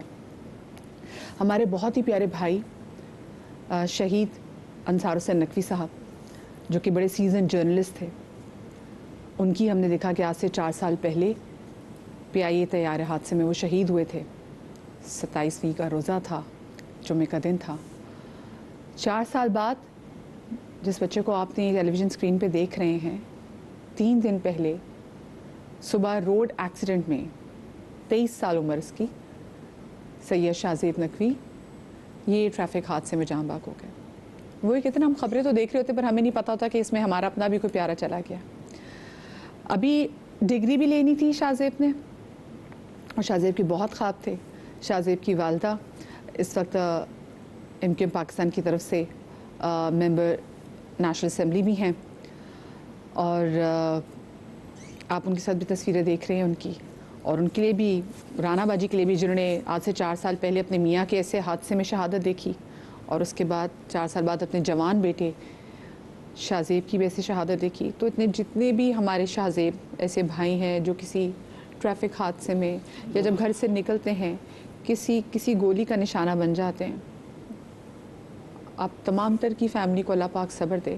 اور مجھے یہ بتائیں کہ یہاں ایک تو صبر کی تلقین بھی ساتھ میں, جو میں مقام کے حوالے سے بات کروں کہ ہم نے تو یہ سنا ہے کہ اگر کسی حادثے میں بھی آپ کی جان چلی جاتی ہے تو اس کو بھی شہادت کا ہی نام دیا جاتا ہے. اور یہ تو بڑی جوان موت ہے, بہت جوان موت ہے کہ مطلب میں کہتی ہوں کہ کسی غیر کا بھی ہو نا تو انسان دل پکڑ کے بیٹھ جاتا ہے. تو یہ تو پھر اپنا بچہ اپنا بھائی ہے. بسم اللہ الرحمن الرحیم. ایک تو دعا یہ کہ اللہ تعالیٰ ہم سب کو اولاد کے غم سے محفوظ رکھے, جو ہمیں ہمیشہ ہر شو میں دیتی ہوں. اللہ تعالیٰ ہم سب کو جوان اولاد تو مطلب ماں باپ مر گئے, مطلب زندہ تو ہیں مگر وہ اندر سے مر چکے ہیں. اللہ تعالیٰ سب کی اولادوں کی حفاظت فرمائے, فرما بردار بنائے اور ہمیں ایسی تکلیف غم ناگانی آفت مصیبت حادثات سے اللہ محفوظ فرمائے. اللہ ہم سب کو بری موت سے محفوظ فرمائے. ایک ہوتا ہے بہن حکمی شہید, ایک ہوتا ہے حقیقی شہید. حقیقی شہید وہ ہوتا ہے جو میدان جنگ میں لڑتے ہوئے شہید ہو جائے, اور حکمی شہید وہ ہوتا ہے جو حکماً اللہ کے نبی صلی اللہ علیہ وسلم کو حکماً شہید کہا ہے. وہ جیسے یہ حادثات کے اندر انتقال کر جائے وہ شہید ہے, عورت درد سے دوران حمل انتقال کر جائے وہ شہید ہے. وہ دکاندار جو دکان میں موجود تھا ڈکیتی کے دوران انتقال شہید, اس کو گولی مار دی جائے وہ شہید ہے. دیوار گر جائے دیوار کے پیچھے کھڑا تھا وہ شہید ہے. اسی طرح جل کے مر جائے وہ شہید ہے, ڈوب کے مر جائے وہ شہید ہے. شریعت نے کتنا آپ کو وہ دیا ہے کہ آپ کی ناگہانی آفت ہو گئی, آپ کا انتقال ہو جائے, اللہ کے نبی کے فرمان کے مطابق آپ کو شہادت کا درجہ اللہ سبحانہ و تعالیٰ عطا فرماتے ہیں. لیکن مجھے ماں کے سبب میں چاہتی ہوں کہ ایسی بہت سی مائیں جن میں ہماری رانا باجی بھی ہیں کہ جوان بیٹے کو رخصت کرنا بہت بہت مشکل ترین کام ہے. تو میں چاہوں گی کہ ان کے لیے دعا ہو جائے, صرف رانا باجی اور بہت ساری تمام تر خواتین اور وہ لوگ جنہوں نے اپنے جوان بیٹوں کو اپنے ہاتھ سے لحد میں اتارا ہے, ان کے لیے ذرا دعا ہو جائے. اللهم صل وسلم على سيدنا ومولانا محمد وعلى آل اصحاب سيدنا ومولانا محمد معدن الجود والکرم. یا اللہ یا رحمان یا رحیم, رحم کرنے والے رب کریم ہم سب پر رحم فرما, کرم کرنے والے رب کریم ہم سب پہ کرم فرما. اے اللہ ہماری حالتوں پر رحم فرما, اے اللہ ہم پر کرم فرما. اے اللہ جن کے پیارے انتقال کر چکے ہیں, اے اللہ ان مرحومین پہ اپنا خاص فضل و کرم عطا فرما. اے اللہ ان کی بخشش و مغفرت فرما. اے اللہ ان کی قبر کو جنت کے باغوں میں سے باغ میں تبدیل فرما. اے اللہ جن کے پیارے اس وقت بستر پہ ہیں, علیل ہیں, اے اللہ انہیں صحت کاملہ عطا فرما. اے اللہ رحم عطا فرما, اے اللہ کرم عطا فرما. جو بیمار ہیں انہیں شفائے کاملہ عطا فرما. جو بے اولاد ہیں صاحب اولاد فرما. جن کی اولاد ان کی اولاد کو فرما بردار بنا. اے اللہ ہم سب کو حاسدین کی حسد سے بچا, شیطان کے شر سے بچا, جادو ٹونے کی مکروہ فریب سے بچا, دن اور رات کے فتنوں سے بچا, زمینی آسمانی نہگانی آفت مصیبت حادثات سے محفوظ فرما. اے اللہ ہم سب کو بری موت سے محفوظ فرما. اے اللہ یہ بڑے مقام کی بات ہوتی ہے, یہ صبر کا معاملہ ہوتا ہے کہ جوان بچہ اے اللہ اپنے ہاتھوں سے اس کو سجائیں, اس کو کھلائیں, اور جب بعد میں اس کی لاش آ رہی اس کو دفنائیں, اس کو رخصت کریں. اے اللہ ہم سب کو ایسی موت سے بچا لینا. اے اللہ بالخصوص طور پہ رانا بہن کو صبر جمیل عطا فرما, صبر جمیل پہ اجر عظیم عطا فرما. لواحقین کو صبر جمیل عطا فرما جن کے پیارے جوان بچے بوڑھے انتقال کر چکے ہیں. آج جمعے کا دن ہے, بہت سارے گھروں میں آج تدفین کے معاملات ہو رہے ہیں. اے اللہ ان خاندانوں پر رحم فرما. اے اللہ ان کی حالتوں پر رحم فرما. اے اللہ ان پہ اپنا خاص فضل و کرم عطا فرما. اے اللہ ہم پھر دعا کرتے ہیں, اے اللہ ہم سب کو ایسی ناگہانی آفت سے محفوظ فرمانا. اے اللہ ہماری اولادوں کی حفاظت فرمانا.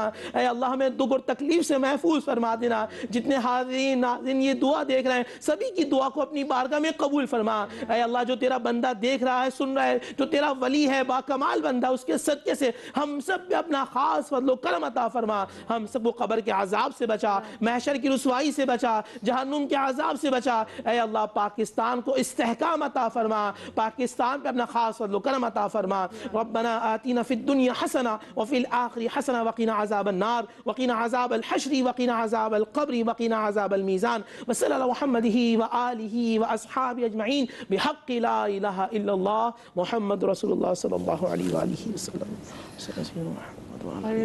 دعا میں وظیفہ دونوں سے دینا چاہوں گی.